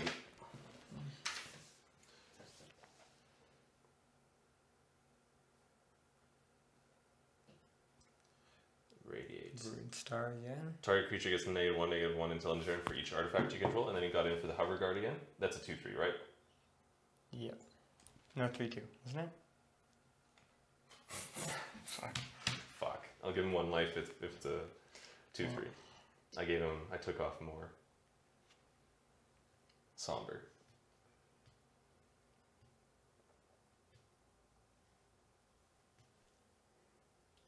That's another Cavern Harpy. Oh, he's It's a bouncing. 3/2. Yeah, okay. He's bouncing that fucking thing. He played a Cavern Harpy to bounce his bouncer. Calvin Harpy, you lose 1 life, I think. I think he loses 1 life off Calvin Harpy. Well, then he'd just be dead. Because he has a unless he... I don't know. I think Travis, it's fairly irrelevant. Yep. He'll never break through, and he's got too many. He's got chump block. He's got I think this is a flyer, and he's got the Harpy. Yeah, but that's 1 turn of grace. Yeah, well, Yeah. it's better than dying now. No, I think Travis is just dead, though. Yeah. No, he doesn't even have any cards in hand or anything. He's got 2. Oh, yeah. 2 mystery cards, because I don't know what they are. Your creatures get... Yeah, so he goes to 1.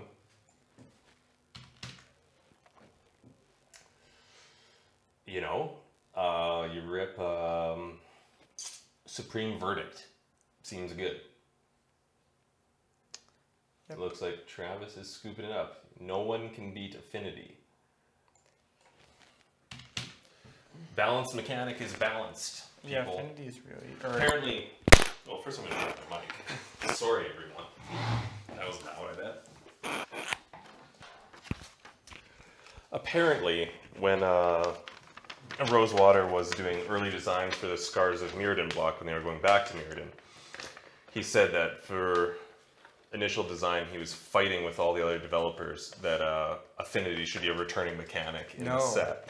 What a joke. He's like, can you imagine if Rosewater got a set where it was Affinity and Infect? How much people would hate this? Because lots of people hate Infect quite a lot. You'd also be making a good deck better if you even give him 1 more piece that replaces it. Yeah, but if Infect is stupid. Infect is... Well, how many good Infect creatures are there? 3. There's If you Ink count Moth Nexus, and then Glistener Elf, and Glistener the Elf, Aqua and the one. Infiltrator. That's There's it. 3 Infect creatures. That are good. Yeah. And then it's just like every single pump spell But in printed ever since and before is effectively in limited, double strike. Infect was stupid. Well, I remember I just like I was trying to play a game of Mirrodin Besieged Limited at the pre-release, and it's like one of those guys who's like I guess one of the Canadian pros who was playing at our store, and he had that Putrid Imp, or not Putrid Imp, but it has sack a creature, it gets +2/+2. It was like an flying infector from Mirrodin Besieged, and then it was a 4-mana 2/2 flying. Yeah. Yeah. Yep. But even like if you weren't playing Infect, one of the best Infect cards was that 2/4 Reach Spider as Infect. That thing is in house. Flesh Eater Imp. It was a 3-mana 2/2 flying infect. Oh, it only gave +1/+1, but that's effectively +2/+2. Yeah, Infect is a dumb mechanic. It's a pretty dumb mechanic. And looks like they're playing. What is this? That's the Shark. Sunburst and Naya. So, fuck. So there's just a Sunburst one because there's no. That deck, I thought I was gonna beat it, and then just like fatty, die. Who did you think you were gonna beat? That Naya deck. Oh, that That Ceradon or whatever, the haste vigilance guy. That thing's gross. I blew my shrapnel blast on the other thing. Did you blow up his mana producer? No. Well, because he was hosed on for a little while. He was hosed on. The mana seems a little iffy in this because he only had like green and then the panorama and then the dorks, but like he didn't have his mana sorted out for a really long time. What the hell? And he never even dropped like a woolly Thoctor on you. No, he didn't. So you got off easy, as far as I'm concerned. Hey, he got turn 1 Triland, and Charvis started off with a Wayfarer's Bauble. That's what we're doing. We're just fixing our mana. Charvis is gonna go and search his library for a basic land and put it into his hand. Is that to play? Is it into play? Yeah. Oh. Garbage. Tarvis is, well, I guess, yeah, he's playing 5-colored junk, go figure. And, of course he picked that one. This is a 5-color Sunburst deck. They always plays 5-color garbage. Erotic Portal? Is that what it's called? No, Erotic Portal is a 4-mana challenge. You tap 1 to bounce the permanent. What is this one? What portal? Can Justin just please get a turn 3 Woolly Thoctar? I'd really appreciate that. What's he got? What is that guy? Oh, he's got a... Energy Chamber, that's what that is. What's this? That's like reveal the top. You get a tutor for a dude, whatever. Oh no, he's tutoring for a land. This is how much I know about this card. Land and a creature. What's cost? Oh, it's not in here. I'm gonna look this up.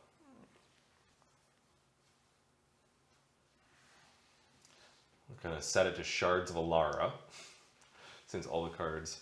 Oh, look at that! It's a big manta. Christ, he just makes a 5/5 flyer. Yep, Wooburg. And the energy chamber's gonna make it bigger too, I think.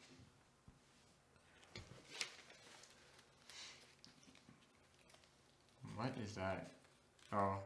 Gift of the Gargantuan. Look at the top 4 cards of your library. You may reveal a creature and or land card. So you take 6. Oh god. And that thing is like a 2/2 that does something if you have a creature power 5 or greater. It's a ward. War something or other. Yeah.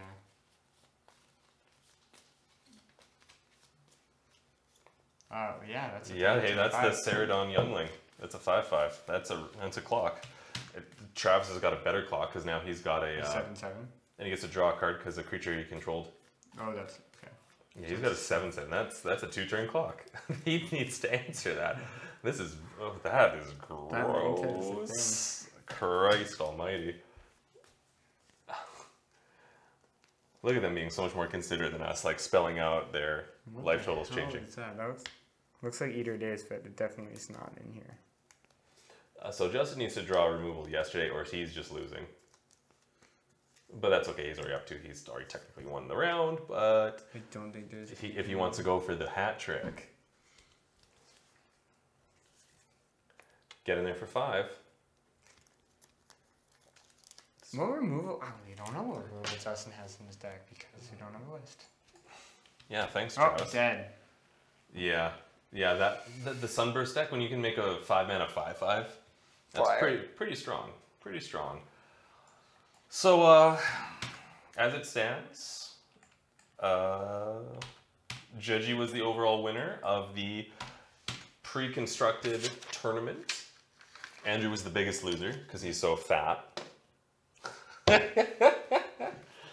That was for Tim because Tim told us to call you fat after he left. So, you know, what did we learn from? Why are you erect? What did we learn from this? That Mirrodin was broken. Yeah. And it was a big old bunch of bullshit. Fish is good. And no, fish are stupid. But they go great with rice and cucumber. Oh, we broke another door. We broke another door. No. Like, your deposit. we're down to 2 working doors in our house. Well, good thing the doors for our bedrooms. Don't Here, press 4 on the numpad.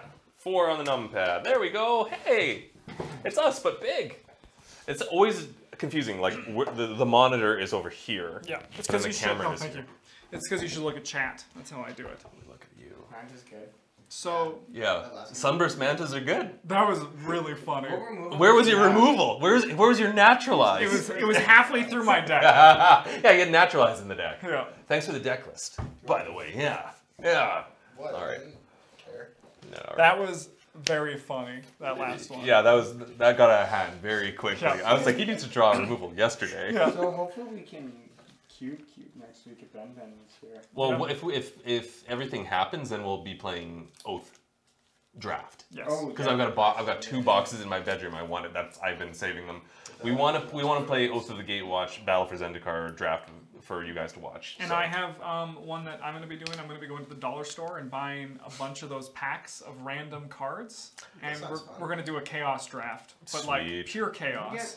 With dollar store magic. Yeah, you get like Yeah, packs they- of 12 for $1. And they're repacks. They're not actual booster Like- packs. Yeah, They sell them on the post market. like I got They're just all comments and there's crap. like I got like a bunch of cards from Return to Ravnica.